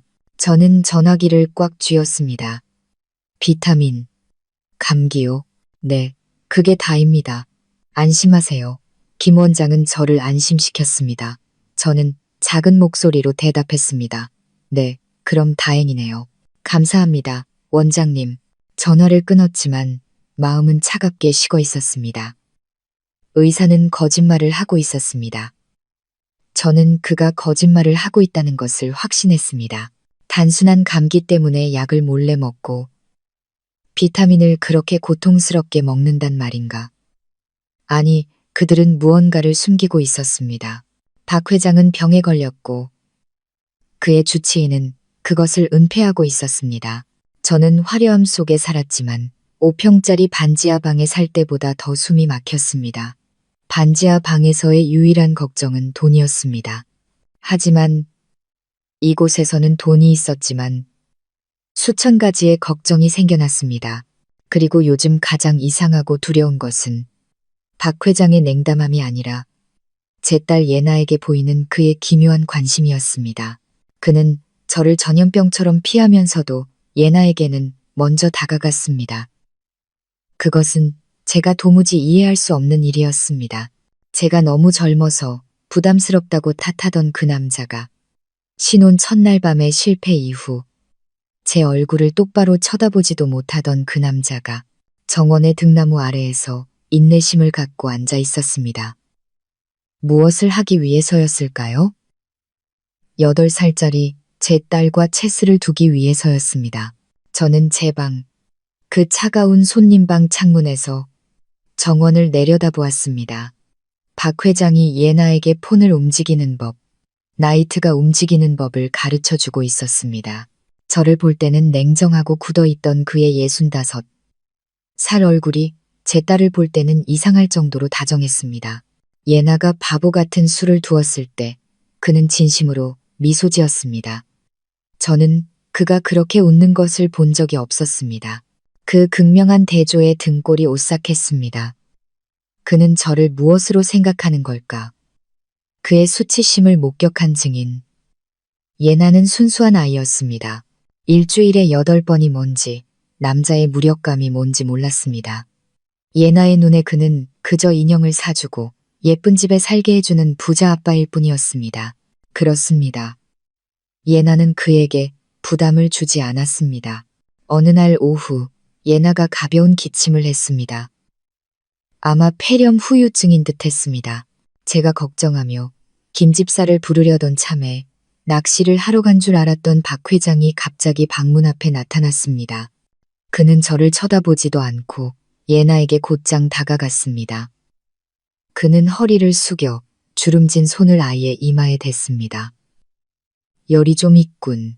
모든 것을 계산하며 늘 평정을 유지하던 그의 얼굴에 처음으로 걱정하는 기색이 역력했습니다. 그는 즉시 전화를 꺼내 들었습니다. 김 원장, 지금 당장 최고의 소아과 의사 데리고 이리로 와. 내 딸이 기침을 해. 저는 그 자리에 얼어붙었습니다. 내 딸. 그는 당신 딸이 아니라 내 딸이라고 말했습니다. 식탁에서 저와 명확하게 선을 그을 때 썼던 그 호칭이 아니었습니다. 그는 공개적으로 예나를 자신의 딸로 여기고 있었습니다. 무슨 계획일까? 제 딸을 빼앗으려는 걸까? 제게 거짓말을 했던 김 원장은 아주 빨리 도착했습니다. 이번에는 혼자가 아니라 나이 지긋한 교수와 함께였습니다. 그들은 예나를 극도로 조심스럽게 돌보았습니다. 박 회장은 곁에 서서 계속 지시를 내렸고 완벽하게 걱정하는 아버지 역할을 연기했습니다. 저는 그 광경을 멀리서 지켜보았습니다. 저는 그의 아내이자 예나의 엄마였지만 그 순간 저는 이방인이었습니다. 박 회장은 저를 냉대하고 버렸지만 제 딸에게는 극진히 대했습니다. 이 친절함은 잔인함보다 더 무서웠습니다. 그것은 마치 잘 짜인 덫처럼 느껴졌습니다. 제가 그저 임시다리에 불과하고 그가 예나를 얻고 나면 이 다리는 더 이상 필요 없게 될지도 모른다는 생각이 들었습니다. 박 회장의 모순적인 태도에 저는 밤잠을 설쳤습니다. 저는 이 집에서 그의 음식을 먹고 그의 돈을 썼지만 그를 도무지 이해할 수 없었습니다. 그는 침실에서의 초라한 실패자이면서 권위적인 재벌 회장이었고 동시에 인내심 많은 아버지였습니다. 그 수많은 역할 중에 어떤 것이 진짜 모습일까? 저는 이 화려함 속에 갇혀 있었습니다. 예나에게는 전담 보모와 가정 교사가 생겼습니다. 저는 더 이상 돈 걱정을 하지 않았지만 그보다 더 큰 것을 걱정하기 시작했습니다. 저는 제 딸을 점점 잃어가고 있었습니다. 아이는 저보다 바가빠를 더 따랐습니다. 저는 부에도 그만의 언어가 있다는 것을 깨달았고 그 언어는 제 사랑의 속삭임보다 제 딸에게 더 효과적으로 말을 걸고 있었습니다. 그날 밤 저는 도저히 잠을 이룰 수 없었습니다. 새벽 1시가 넘었을 때 아래층에서 소리가 들렸습니다. 유리가 깨지는 듯한 아주 큰 소리였습니다. 심장이 쿵쾅거렸습니다. 도둑인가? 하지만 이곳의 보안 시스템을 생각하면 그럴 리가 없었습니다. 저는 조심스럽게 방을 나섰습니다. 복도는 어두웠지만 계단 아래에서 새어나오는 불빛이 보였습니다. 소리는 박 회장의 서재에서 나고 있었습니다. 저는 두려우면서도 궁금한 마음에 천천히 내려갔습니다. 가까이 다가가 보니 서재에 불은 켜져 있었고 문은 살짝 열려 있었습니다. 그리고 분노에 찬 으르렁거리는 소리가 들렸습니다. 박 회장의 목소리였습니다. 그는 전화 통화를 하고 있었습니다. 아니, 전화기에 대고 소리를 지르고 있었습니다. 김 원장, 나한테 뭐라고 했어? 인내심을 가지라고 했잖아. 내가 3주 동안 참았어. 당신이 준 약은 밥보다 더 많이 먹었어. 왜 효과가 없는 거야? 저는 벽에 기대숨을 죽였습니다. 김 원장이었습니다. 그가 의사와 통화하고 있었습니다. 수화기 너머에서 무언가 말하는 소리가 들렸지만 그것은 박 회장을 더욱 격분시킬 뿐이었습니다. 그가 으르렁거렸습니다. 관심 없어. 다른 방법을 찾아. 내가 당신한테 쏟아부은 돈이 얼만데 기다리라는 말이나 들으려고 준 줄 알아. 난 65이지. 95이 아니야. 난 고장 날 수 없다고. 고장. 바로 그 단어였습니다. 신혼 첫날 밤 제가 그에게 물었던 그 단어. 그 단어가 그를 괴롭히고 있었던 것입니다. 그리고 그는 울기 시작했습니다. 아니, 우는 것이라기보다는 절망적인 절규에 가까운 소리였습니다. 그 여자가 알아버렸어. 젠장, 김 원장. 그 여자가 다 봤다고. 그 젊은 마누라. 그 35살짜리 여자가 다 봤어. 지금 이 집에서 날 비웃고 있을 거야. 날 비웃고 있다고. 내가 그 여자 얼굴을 쳐다볼 수가 없어. 알겠어. 저는 손으로 입을 막았습니다. 온몸이 떨렸습니다. 내가 그를 비웃는다고? 나는 두려움과 외로움, 굴욕 속에서 살고 있는데 그는 내가 그를 비웃고 있다고 생각하는 걸까? 다른 방법을 찾아. 김 원장, 무슨 수를 써서라도 내 집에서 고장난 놈으로 살 수는 없어. 그는 마지막 말을 내지르고는 쾅 하는 소리와 함께 전화를 던져버린 듯 했습니다. 그리고 또다시 쨍그랑 하는 소리가 들렸습니다. 이번에는 아마 화병이나 재떨이었을 겁니다. 저는 비틀거리며 뒷걸음질 쳤습니다. 서둘러 제 방으로 돌아와 문을 잠그고 바닥에 주저앉았습니다. 이제야 알겠습니다. 그는 단순히 아픈 게 아니었습니다. 그는 강박에 시달리고 있었습니다. 자신의 자존심과 체면에 고문당하고 있었습니다. 그리고 그는 저를 두려워하고 있었습니다. 자신의 실패를 목격한 유일한 증인을 두려워하고 있었던 것입니다. 한밤중의 통화는 제 모든 의심을 확신으로 바꿔주었습니다. 박 회장은 병을 앓고 있었고 김 원장은 비밀리에 그를 치료하고 있었습니다. 하지만 무슨 병일까? 고장이라는 말은 너무 모호했습니다. 저는 제가 어떤 문제를 가진 사람과 함께 살고 있는지 정확히 알아야 했습니다. 다음 날 아침 박 회장은 평소처럼 일찍 집을 나섰지만 그의 안색은 더 나빠 보였습니다. 눈밑은 퀭했고 피부는 잿빛이었으며 값비싼 정장도 그의 지친 기색을 감추지 못했습니다. 그는 바둑을 두러 간다고 했지만 아마 김 원장의 병원으로 직행했을 겁니다. 그의 서재는 항상 잠겨 있어 들어갈 수 없었습니다. 하지만 어젯밤에 쨍그랑 소리가 생각났습니다. 그가 무언가를 깨뜨렸으니 오늘 아침에는 분명 하녀가 들어가 청소를 할 것이고 청소를 하면 쓰레기를 버릴 것입니다. 저는 기회를 엿보기 시작했습니다. 예상대로 아침 9시쯤 무표정한 김 집사가 직접 2명의 하녀를 감독하며 박 회장의 서재를 청소했습니다. 저는 그들이 깨진 스탠드와 큰 쓰레기 봉투 하나를 들고 나오는 것을 보았습니다. 심장이 빠르게 뛰었습니다. 기회였습니다. 하지만 어떻게 저 쓰레기 봉투에 접근할 수 있을까? 그들 앞에서 뒤질 수는 없었습니다. 저는 부엌으로 내려가 김 집사가 지나갈 때 일부러 딸기잼 병을 바닥에 쏟았습니다. 어머, 죄송해요. 얘나 간식 만들어 주려다가 저는 당황한 척했습니다.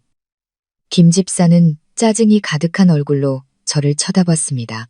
안주인이 부엌에 내려온 것도 모자라 칠칠치 못하기까지 하다고 생각하는 듯 했습니다. 사모님은 이런 일 안 하셔도 됩니다. 사람 부르겠습니다. 그녀는 등을 돌려 소리쳤습니다. 이봐, 여기 와서 바닥 좀 닦아. 그녀가 등을 돌려 소리치는 바로 그 순간 저는 행동에 옮겼습니다. 잼에 미끄러지는 척하며 복도 쪽으로 비틀거리며 넘어졌습니다. 마침 하녀 한 명이 박 회장 서재에서 나온 검은 쓰레기 봉투가 담긴 카트를 밀고 지나가고 있었습니다. 저는 카트 쪽으로 넘어지면서 손으로 우연인 척 검은 봉투를 찢었습니다. 안에서 몇 가지 물건이 굴러나왔습니다. 사모님, 김 집사가 놀라 달려왔습니다. 괜찮으세요? 네, 괜찮아요. 저는 얼굴을 찡그리며 일어섰습니다. 그들이 저를 걱정하는 동안 제 손바닥 안에 쓰레기 봉투에서 급히 움켜쥔 무언가가 있다는 것을 아무도 눈치채지 못했습니다. 뜯어진 약 포장지와 작고 구겨진 종이 조각이었습니다. 죄송해요. 제가 너무 칠칠치 못했네요. 방에 가서 좀 쉬어야겠어요. 어지러워서. 저는 그들의 대답을 기다리지 않고 서둘러 등을 돌려 전리품을 쥔 채 제 방으로 향했습니다. 저는 제 손님 방으로 달려가 욕실 문을 잠갔습니다. 떨리는 손으로 손바닥을 폈습니다. 은박 포장지의 약, 외국어로 쓰여 있어 읽을 수 없는 약, 이름. 그리고 구겨진 종이 조각이 있었습니다. 조심스럽게 종이를 폈습니다. 찢어졌지만 완전히 훼손되지는 않은 검사 결과지였습니다. 환자 이름 박태준, 나이 65세라고 적혀 있었습니다. 그리고 아래 결론 부분에는 구겨졌음에도 불구하고 몇 글자를 읽을 수 있었습니다. 전부 의학 용어라 이해할 수 없었지만 이것이 바로 그와 김 원장이 숨기려 했던 비밀이라는 것을 직감했습니다. 저는 떨리는 손으로 휴대전화를 들었습니다. 50억으로 가장 비싼 휴대전화를 살 수는 있었지만 지금 이 순간 그것은 진실을 파헤치기 위한 도구에 불과했습니다. 저는 약 포장지에 적힌 약 이름을 검색창에 입력했습니다. 결과는 즉시 나타났습니다. 의학 정보 사이트와 건강 커뮤니티 게시물들이 쏟아졌습니다. 이 약은 비타민도 단순한 감기약도 아니었습니다. 특수 치료제였습니다. 저는 약에 대한 설명을 읽었습니다. 전립선염 증상 치료에 사용됨. 전립선염, 미간을 찌푸렸습니다. 들어본 적 있는 병이었습니다. 나이든 남성에게 흔한 질병. 하지만 이것이 그가 몰래 약을 먹고 고통스러워하며 전화로 소리 지를 만큼 심각한 병일까? 저는 검사 결과지로 다시 눈을 돌렸습니다. 거기에 적힌 어려운 의학 용어들을 구글에 입력했습니다. 한 글자, 한 글자. 그러자 퍼즐 조각이 맞춰지기 시작했습니다. 결과지에는 급성 전립선염이라고 명시되어 있었습니다. 저는 계속 검색했습니다. 급성 전립선염 증상. 화면에 나타난 글자들을 보고 제 몸에 피가 차갑게 식는 것을 느꼈습니다. 허리 및 하복부 통증. 이것이 그가 허리를 짚고 얼굴을 찡그렸던 이유였습니다.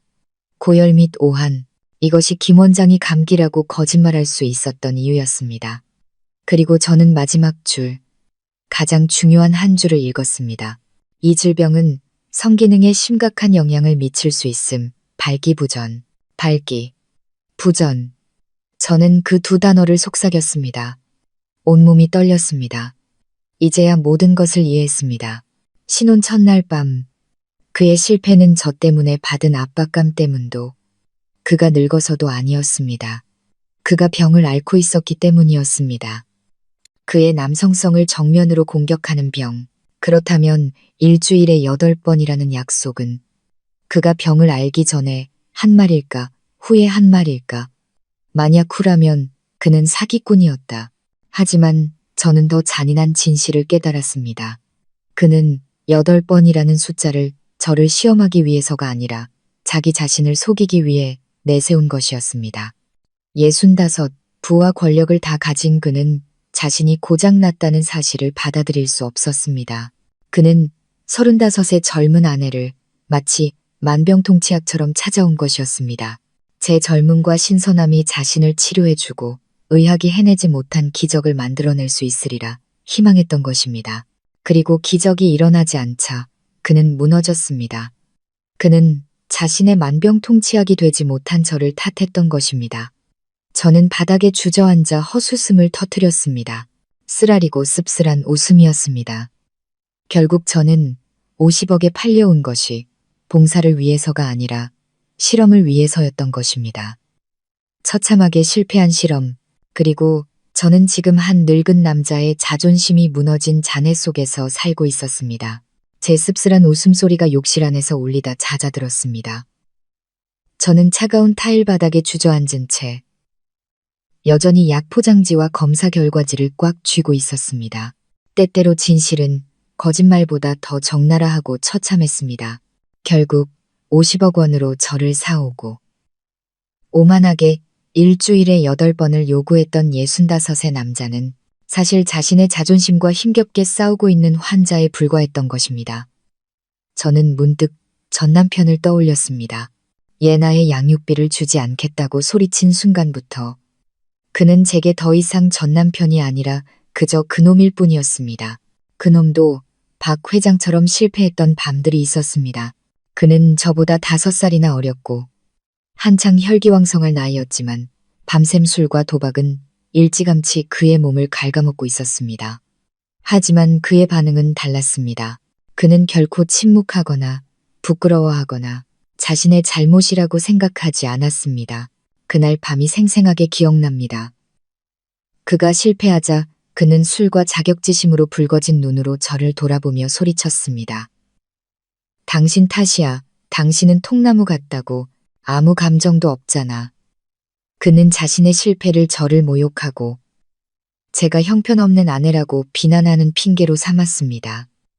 그리고 그는 바람을 피웠습니다. 세상과 자기 자신에게 자신이 여전히 건재하다는 것을 증명하기 위해서였습니다. 그는 잔인함과 배신으로 자신의 나약함을 감췄습니다. 그는 제 마음속에 깊은 상처를 남겼습니다. 제가 잘못했고 제가 남편을 만족시킬 줄 모르는 여자라는 상처를. 저는 손에 든 약 포장지를 보았습니다. 박 회장, 그도 실패했습니다. 그도 제 탓을 했습니다. 당신이 너무 젊어서 부담스러웠다고. 언뜻 들으면 비슷해 보였습니다.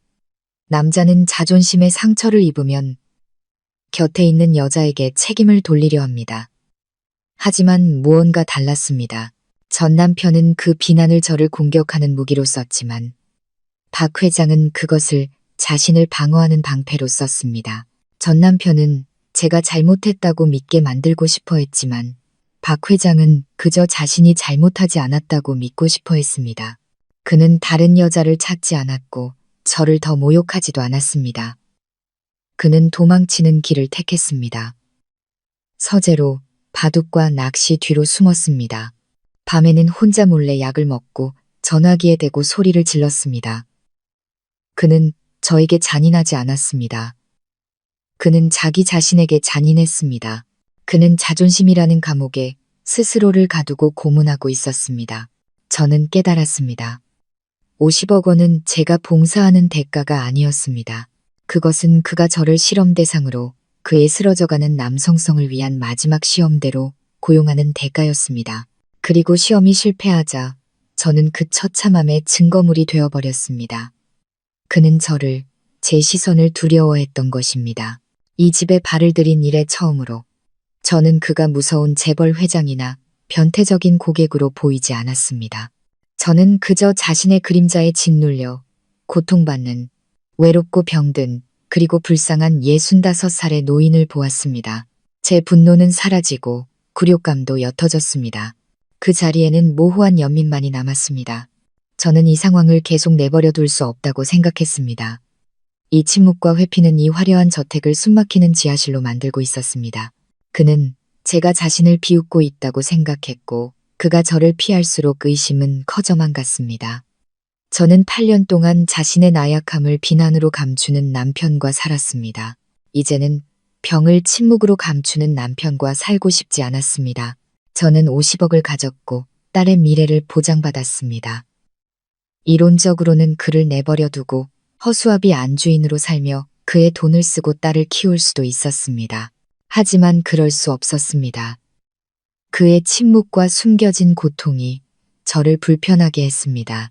더 이상 거짓된 연극 속에서 살고 싶지 않았습니다.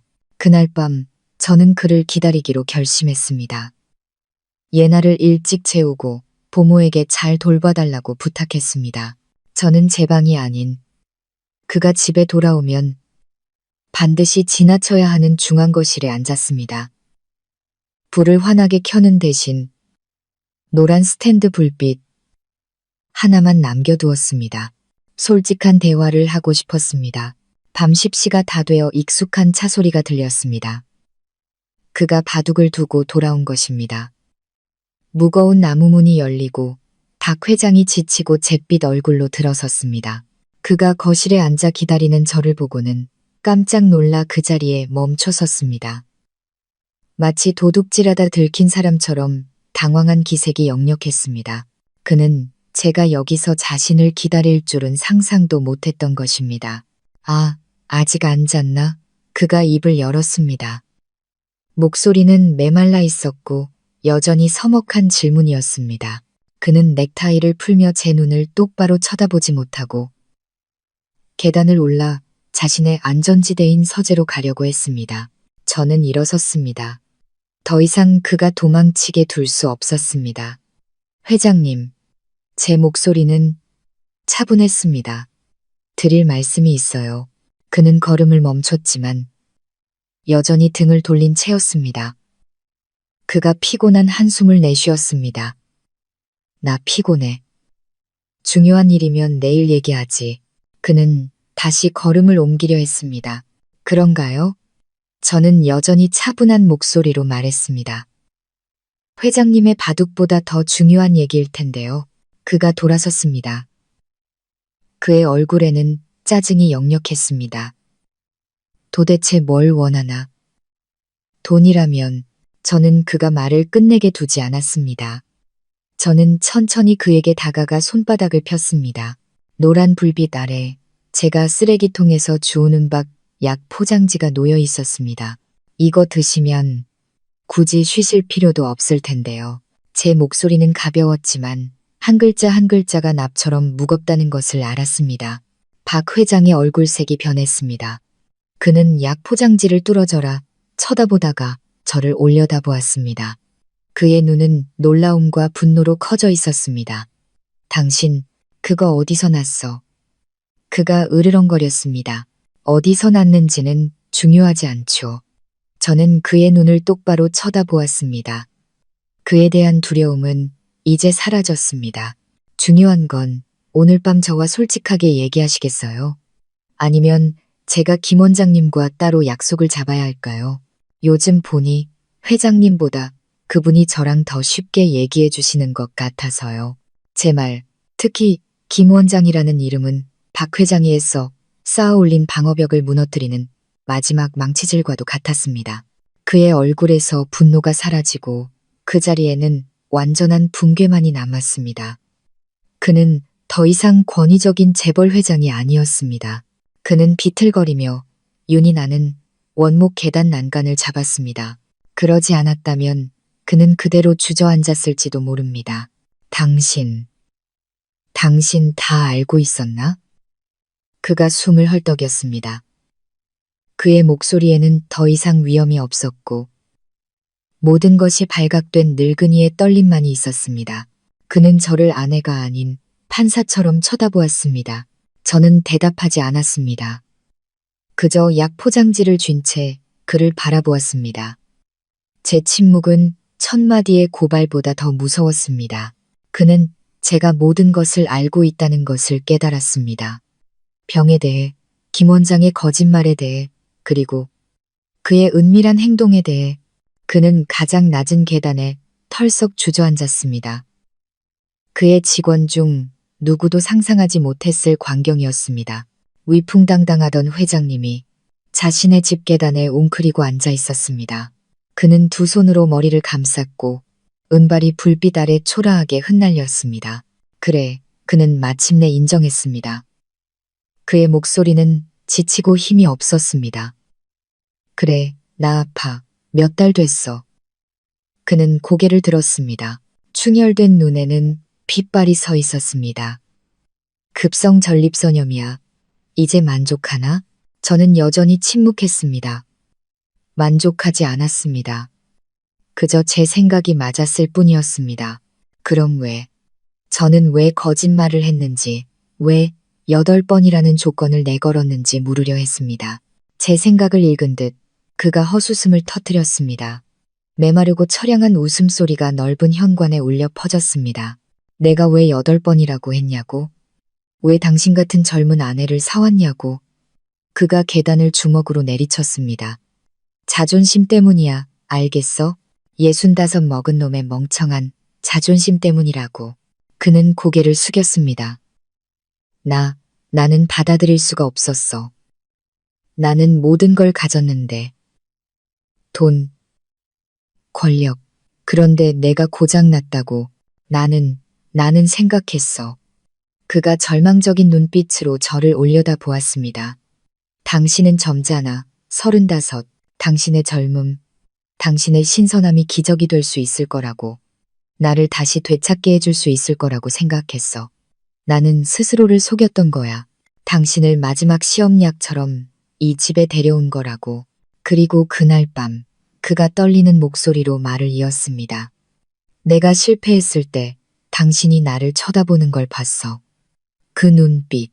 나는 당신이 무슨 생각을 하는지 알았어. 당신은 날 비웃고 있었어. 경멸하고 있었어. 온 세상이 날 비웃는 것처럼. 아니에요. 저는 변명하려 했지만 그가 손을 저었습니다. 나는 당신 얼굴을 쳐다볼 수가 없었어. 그 시선이 두려웠어. 서아 씨, 나는 차라리 죽는 게 낫지. 젊은 아내에게 초라한 놈 취급당하면서 살 수는 없었어. 그래서 당신을 피하고 당신 탓을 한 거야. 전부 내가 부끄러워서 그랬어. 수치스러워서 죽을 것 같았다고. 그는 두 무릎 사이에 머리를 파묻었고 어깨가 들썩였습니다. 저는 계단에서 떨고 있는 남자를 바라보았습니다. 50억으로 기적을 사려 했던 남자는 결국 자신의 처참한 진실을 고백해야만 했습니다. 수치스러워서 죽을 것 같았다는 그의 말은 더 이상 재벌 회장의 말이 아니었습니다. 고통받고 있는 한 인간의 말이었습니다. 속았다는 분노와 시험약 취급을 당했다는 굴욕감이 모두 사라지고 긴 침묵만이 남았습니다. 저는 사과를 기다렸지만 제가 받은 것은 사과 이상이었습니다. 그것은 고백이었습니다. 그가 고개를 들었습니다. 충혈된 눈은 이제 피로와 기다림으로 가득 차 있었습니다. 그는 제 판결을 기다리고 있었습니다. 제가 어떻게 할 것이라고 생각했을까? 협박할까? 돈을 더 요구할까? 아니면 이혼할까? 당신. 그가 쉰 목소리로 말했습니다. 이혼하고 싶은 거지. 나도 이해해. 당신 손해보게 하지는 않을 거야. 그는 숨을 들이마시고 사업가의 본능으로 돌아갔습니다. 얼마를 원하나? 50억 더. 아니, 100억이라도 주겠소. 그냥 비밀 유지 계약서에 서명만 해줘. 오늘 밤 일은 없었던 걸로 하고. 당신은 떠나도 좋아. 그는 또다시 돈을 쓰려 했습니다. 그는 여전히 돈이 모든 것을 해결할 수 있다고 생각했습니다. 그는 돈으로 제 침묵을 사고 저를 유일한 증인을 그의 인생에서 밀어내려 했습니다. 그가 다시 자신의 외로움과 병 속으로 돌아갈 수 있도록 저는 그를 보았습니다. 이혼하고 100억을 받고 떠나는 것. 그것은 저에게도 그에게도 너무나 쉬운 길이었습니다. 하지만 그러고 싶지 않았습니다. 왜인지는 몰랐습니다. 아마 저도 도망치는 것에 실패하고 남 탓하는 남자들에게 지쳤는지도 모릅니다. 저는 천천히 다가갔습니다. 그의 옆이 아니라 그의 바로 아래 계단에 앉았습니다. 그가 깜짝 놀라 몸을 움츠렸습니다. 마치 제가 그를 공격하기라도 할 것처럼요. 저는 그저 앉아서 손에 든 약 포장지를 바라보았습니다. 이혼은 안 해요. 제 목소리는 가벼웠지만 고요한 공간 속에서 그에게는 똑똑히 들렸을 겁니다. 그가 놀라 저를 쳐다보았습니다. 돈도 더 필요 없어요. 50억이면 우리 모녀 평생 먹고 살기에 충분해요. 그는 이해할 수 없다는 표정으로 저를 보았습니다. 그럼 뭘 원하나? 저는 고개를 돌려 그를 올려다보았습니다. 그리고 이 집에서 처음으로 진짜 미소를 지으려 노력했습니다. 두려움도 경멸도 없는 그저 약간의 장난기가 섞인 미소였습니다. 하지만 회장님은 제게 빚을 지셨어요. 그가 미간을 찌푸렸습니다. 빚? 무슨 빚? 저는 고개를 갸웃거렸습니다. 일주일에 8번 약속하셨잖아요. 아주 자신만만하게요. 이제 와서 아프다고 도망치시면 저한테 빚지는 거죠. 아주 큰 빚. 박 회장의 얼굴이 창백해졌습니다. 그는 제가 자신을 모욕한다고 생각하는 듯 했습니다. 그가 더듬거렸습니다. 저는 작게 웃었습니다. 그리고 다시 진지한 목소리로 말했습니다. 오늘부터 제대로 치료받으세요. 김 원장님이 시키는 대로요. 이 약도 시간 맞춰 드시고 몰래 드시지 마시고요. 저는 일어나 그의 손에 약 포장지를 쥐어주었습니다. 그리고 회장님 건강해지시면 저한테 진 빚 8번 다 갚으셔야 해요. 그는 혼란스러운 눈빛으로 저를 바라보았습니다. 저는 미소를 지으며 마지막 말을 덧붙였습니다. 저랑 체스 8판 두셔야죠. 예나 가르쳐 주시는 거 보니까 아주 잘 두시던데 저도 배우고 싶거든요. 박 회장은 그 자리에 얼어붙었습니다. 그는 늙고 피곤하고 충혈된 눈으로 제 눈 속에서 비아냥이나 조롱을 찾으려 애썼습니다. 하지만 그는 아무것도 찾지 못했습니다. 그는 그저 자신을 평온한 눈으로 바라보는 35살의 여자를 볼 수 있을 뿐이었습니다. 그리고 65의 재벌 회장, 자존심 때문에 전화기에 대고 소리 지르던 그 남자는 고개를 떨구었습니다. 그의 어깨가 들썩였습니다. 그는 아무 말도 하지 않았습니다. 그저 손으로 얼굴을 가렸고 저는 우는 소리를 들었습니다.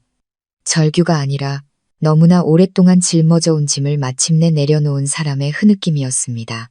박 회장의 흐느낌은 넓은 현관에 울려 퍼지다 이내 잦아들었습니다. 저는 그가 얼마나 오랫동안 그 짐을 짊어지고 있었는지 알 수 없었습니다. 다만 늘 정상에 서 있는 것에 익숙했던 65살 재벌 회장의 울음소리는 나약함이 아니라 마침내 무너져 내린 성벽의 소리처럼 들렸습니다. 저는 그저 조용히 그의 발치 계단에 앉아 있었습니다. 위로의 말을 건네거나 등을 토닥이지 않았습니다. 지금 그에게 필요한 것은 동정이 아니라 회장님이 아닌 한 사람의 인간으로 있을 순간이라는 것을 알았기 때문입니다. 한참 후에야 그가 고개를 들었습니다. 더 이상 붉어진 눈을 감추려 하지 않았습니다. 그는 피곤하고 어딘가 고마워하는 듯한 눈빛으로 저를 바라보았습니다. 당신, 날 경멸하지 않는 건가? 그가 쉰 목소리로 물었습니다. 저는 고개를 저었습니다. 제가 무슨 자격으로 회장님을 경멸해요? 아프면 치료받는 건 당연한 거예요. 죄가 아니잖아요. 저는 일어섰습니다. 늦었어요. 방에 올라가서 쉬세요. 제가 돌아서려 할 때 그가 저를 불렀습니다. 서아 씨, 그날 밤 당신 탓을 해서 미안했소. 내가 정말 초라했지. 저는 그를 돌아보았습니다. 네, 그날 밤 회장님은 정말 초라했어요. 저는 솔직하게 말했습니다. 하지만 그 초라함은 회장님이 고장 나서가 아니라 저와 자기 자신 모두에게 거짓말을 하려 했기 때문이에요. 이제 그러지 마세요. 65이면 그렇게까지 애쓰지 않으셔도 돼요. 저는 당황한 그를 남겨두고 자리를 떴습니다. 아마 그는 평생 처음으로 여자에게 그런 식으로 훈계를 들었을 것입니다. 그날 밤 이후 이 저택의 모든 것이 변했습니다. 저와 박 회장 사이에 보이지 않는 벽이 사라졌습니다. 그는 더 이상 저를 피하지 않았습니다. 우리는 여전히 각자의 방을 썼지만 제가 지나갈 때 그의 서재문은 더 이상 굳게 닫혀 있지 않았습니다. 그리고 저는 제 일을 시작했습니다. 계약서에 명시된 일이 아니었습니다. 저는 인터넷에서 전립선염에 대한 모든 것을 찾아보았습니다. 그 병이 남자의 자존심뿐만 아니라 실제로 얼마나 고통스럽고 피곤한지를 알게 되었습니다. 엄격한 식단 관리가 필요했습니다. 다음 날 제가 부엌으로 내려가자 김 집사가 미간을 찌푸렸습니다. 사모님, 필요하신 게 있으시면 저를 부르십시오. 부엌일은 저는 그녀를 평온하게 바라보며 말했습니다. 오늘부터 회장님 식사는 제가 직접 챙길 겁니다. 브로콜리, 호박, 토마토 위주로 준비해 주시고 맵거나 짠 음식, 그리고 술은 절대 상에 올리지 마세요. 김 집사는 깜짝 놀랐습니다. 제가 처음으로 내린 명령이었습니다. 하지만 그 명령은 주인의 건강을 위한 것이었습니다. 그녀는 고개를 숙였습니다. 네, 사모님. 그날 저녁, 저는 직접 약과 토마토 주스를 들고 그의 방으로 갔습니다. 그는 책을 읽다가 저를 보고 당황한 듯 했습니다. 당신, 이럴 필요 없는데, 사람이 있는데, 저는 테이블에 주스를 내려놓았습니다. 드세요. 저한테 체스 8판 빚지셨잖아요. 건강해지셔야 빚을 갚죠. 수치스러웠던 8번이라는 말은 이제 제 입을 통해 우리만의 암호가 되었습니다. 그의 병을 부끄러워하지 않고 이야기하는 방법이었습니다. 박 회장은 저를 보더니 주스 잔을 들어 단숨에 비웠습니다. 그는 고맙다는 말은 하지 않았지만 저는 그가 이 관심을 받아들였다는 것을 알았습니다. 우리는 예나와 함께 저녁 식사를 하기 시작했습니다. 식탁은 더 이상 숨막히는 침묵으로 채워지지 않았습니다. 그는 예나에게 학교 생활을 물었고 저는 그에게 체스를 물었습니다. 저는 정말 배우고 싶었습니다. 이 집에서 허수아비 안주인으로 살고 싶지 않았습니다. 무언가 할 일이 필요했습니다. 저는 더 이상 시험약도 증인도 아니었습니다. 저는 얼떨결에 그의 건강관리인이자 말벗이 되었습니다. 그가 50억을 주고 전혀 다른 이유로 사온 바로 그 말벗이었습니다. 제 삶은 새로운 궤도에 올랐습니다. 아침에는 예나를 국제학교에 데려다 주었습니다. 꿈에서도 감히 생각하지 못했던 학교였습니다. 오후에는 집으로 돌아와 박 회장과 체스를 두었습니다. 늙었지만 많은 것을 배웠습니다. 저녁에는 그의 식사와 약을 챙겼습니다. 그의 병은 눈에 띄게 호전되었습니다. 더 이상 잿빛 얼굴로 몰래 행동하지 않았고 심지어 살도 조금 올랐습니다. 저는 끔찍했던 과거와 전 남편을 거의 잊어가고 있었습니다. 이 50억 원이 화려한 삶뿐만 아니라 평온함까지 사주었다고 생각했습니다. 하지만 제 착각이었습니다. 제 평온은 너무나 연약했습니다. 그날 제가 서재에서 책을 읽고 있을 때 전화가 울렸습니다. 낯선 번호였습니다. 전화를 받자 술에 취해 혀가 꼬인 익숙한 목소리가 들려왔고 제 몸에 피가 차갑게 굳었습니다. 여보, 자기야? 팔자 좋게 사느라 전 남편은 잊었나? 그놈이었습니다. 전 남편. 저는 떨리는 몸으로 서둘러 발코니로 나가 유리문을 닫았습니다. 당신, 나한테 무슨 일이야? 우리 할 얘기 없어. 그가 비웃었습니다. 할 얘기가 없어? 잘나셨네. 듣자 하니 65살 먹은 재벌 영감한테 시집 갔다며? 대단하다, 진서아. 그러더니 그의 목소리가 위협적으로 변했습니다. 근데 말이야, 그 영감 고장 났다면서? 네가 어떻게 모셨길래 쓰지도 못하고 너를 딴 방으로 내쫓았대? 심장이 멎는 것 같았습니다. 어떻게 그가 알았을까? 무슨 말도 안 되는 소리야. 말도 안 돼? 그가 소리쳤습니다. 그 중매쟁이 이모가 동네방네 떠들고 다니던데. 네가 총애를 잃었다고. 그 집에 들어가서 하녀보다도 못한 취급받는다고. 어때? 고장난 영감한테 빌부터 사니까 쪽팔리지 않냐? 큰이모, 그녀였습니다. 제가 기대에 못 미치자 밖에서 제 험담을 하고 다닌 것이었습니다. 그래서 뭘 원하는데? 저는 이를 악물었습니다. 두려움이 저를 덮쳐왔습니다. 나 돈이 너무 급해서. 그가 노골적으로 말했습니다. 너 재벌집에 살잖아. 50억도 받았다며. 나한테 10억만 줘. 딱 10억. 내가 입 다물어주는 값이야. 나 돈 없어. 제가 소리쳤습니다. 없어? 그가 으르렁거렸습니다. 그럼 내가 직접 그 저택으로 찾아가지. 내 고장난 남편한테 네가 내 아내였다는 사실을 알려주고 내 딸 예나한테는 지 엄마가 얼마나 대단한지 몸 팔아서 자길 키웠는지 다 말해줄 거야. 내가. 하지마. 저는 울음을 터뜨렸습니다. 공포에 숨이 막혔습니다. 그가 박 회장에게 말하는 것은 두렵지 않았습니다. 예나에게 말하는 것이 두려웠습니다. 제 딸은 제 전부였습니다. 그럼 10억, 24시간 주지. 돈 없으면 날 원망하지 마. 그는 전화를 끊었습니다. 저는 발코니 바닥에 주저앉아 소리 없이 울었습니다. 제 거짓된 평온은 갈갈이 찢겨나갔습니다. 10억을 어디서 구한단 말인가. 박 회장이 제게 카드를 주었지만 10억은 너무 큰 돈이라 그가 모르게 인출할 수는 없었습니다. 바로 그때 발코니 문이 열렸습니다. 박 회장이 서 있었습니다.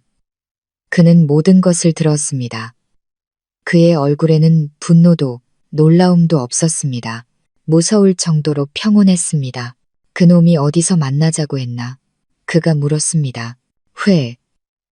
회장님, 들으셨어요? 제가 더듬거렸습니다. 그는 제 질문에 대답하지 않고 전화를 꺼내 번호를 눌렀습니다. 여보세요, 홍 변호사. 처리할 일이 있네. 그는 저를 보았습니다. 그놈 어디 있나? 저는 떨리는 목소리로 그놈이 약속한 카페 주소를 말했습니다. 박 회장은 고개를 끄덕이고 전화기에 대고 말했습니다.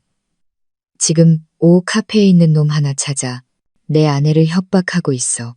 법적인 테두리 안에서 그 놈을 내 아내 인생에서 영원히 사라지게 만들어주게. 그는 전화를 끊고 저를 돌아보았습니다. 그는 제 과거에 대해 그놈의 모욕적인 말에 대해 묻지 않았습니다. 그저 제 어깨에 손을 얹고 가볍게 토닥였습니다. 집 안으로 들어가. 날씨가 춥네. 그날 밤 박 회장이 예나에게 체스를 가르쳐주고 있을 때 저는 여전히 불안한 마음으로 곁에 앉아 있었습니다. 그가 체스판 위에 퀸을 내려놓으며 킹을 보호했습니다. 그는 예나에게 말했지만 저는 그것이 저에게 하는 말이라는 것을 알았습니다. 예나야, 체스나 인생이나 마찬가지란다. 너를 공격하려는 쓸모없는 폰들이 있기 마련이지. 두려워하지 말고 침착하게 내 퀸으로 킹을 보호하고 체크메이트를 부르면 돼. 그런 쓰레기 같은 것들은 저절로 치워지게 되어 있단다. 저는 그를 바라보았습니다. 50억. 저는 그것이 그저 거래 대금이라고 생각했습니다. 하지만 오늘에서야 깨달았습니다.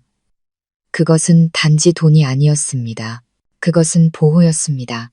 제 평생 단 한 번도 받아보지 못했던 보호. 전 남편은 사라졌습니다. 박 회장의 말대로 그는 다시는 전화하지 않았습니다. 큰 이모도 그 후에 찾아왔지만 태도는 완전히 달라져 있었습니다. 더 이상 은근슬쩍 떠보거나 저속한 호기심을 보이지 않았습니다. 그녀는 저를 존경과 두려움이 섞인 눈으로 바라보았습니다. 아마 전 남편에게 무슨 일이 있었는지 들었고 이 50억짜리 안주인이 만만한 상대가 아니라는 것을 깨달았을 겁니다. 저택의 삶은 다시 평온을 되찾았습니다. 하지만 이번에는 진짜 평온이었습니다. 박 회장의 병은 눈에 띄게 좋아졌고 더 이상 몰래 약을 먹지 않았습니다. 저는 공개적으로 그의 건강 관리인이 되었습니다. 식사 때마다 저는 그의 옆에 앉아 제가 짠 식단대로 음식을 먹는지 감독했습니다.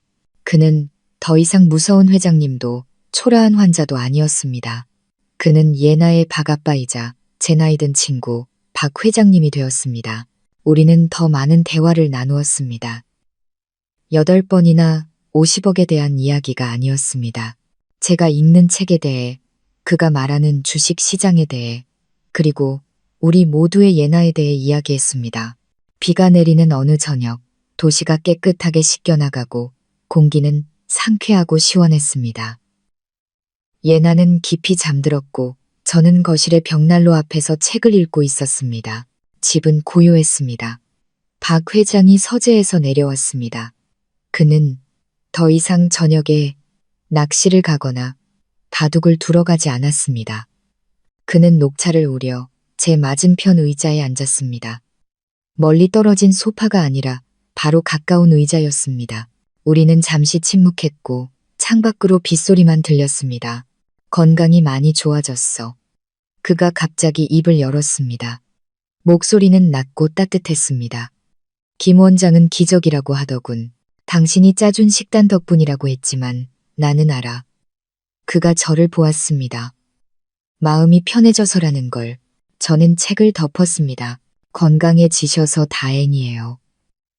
예나한테 체스 가르쳐줄 사람이 필요하잖아요. 그가 작게 웃더니 저를 깊고 다른 눈빛으로 바라보았습니다. 물건을 사려는 사람의 샅샅이 훑는 눈빛도 실패한 자의 부끄러운 눈빛도 아니었습니다. 65의 남자가 35의 여자를 바라보는 눈빛이었습니다. 서아 씨, 그가 목소리를 낮췄습니다. 당신은 35이야. 앞으로 살아갈 날이 창창해. 나 같은 병든 늙은이와 사는 게 당신에게 너무 불공평한 일은 아닌가? 저는 잠시 멈칫했습니다. 그가 제게 이런 질문을 한 것은 처음이었습니다. 그는 제 감정을 신경 쓰고 있었습니다. 저는 벽난로의 가짜 불꽃을 바라보았습니다. 불공평.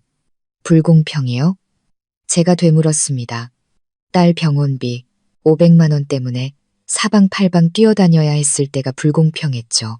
전 남편이 저를 통나무 취급하며 바람 피우러 나갔을 때가 불공평했고요.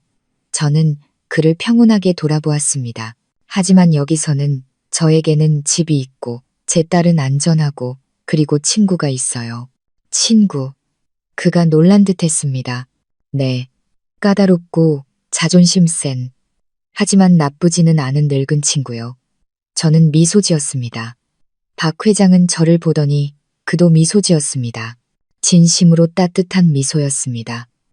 그는 손을 뻗어 제 손을 잡으려는 것이 아니라 의자 팔걸이에 놓인 제 손등을 가볍게 두드렸습니다. 아주 가벼운 접촉이었지만 벽난로의 불꽃보다 더 따뜻했습니다. 고맙소. 그러다 그가 갑자기 킥킥 웃었습니다.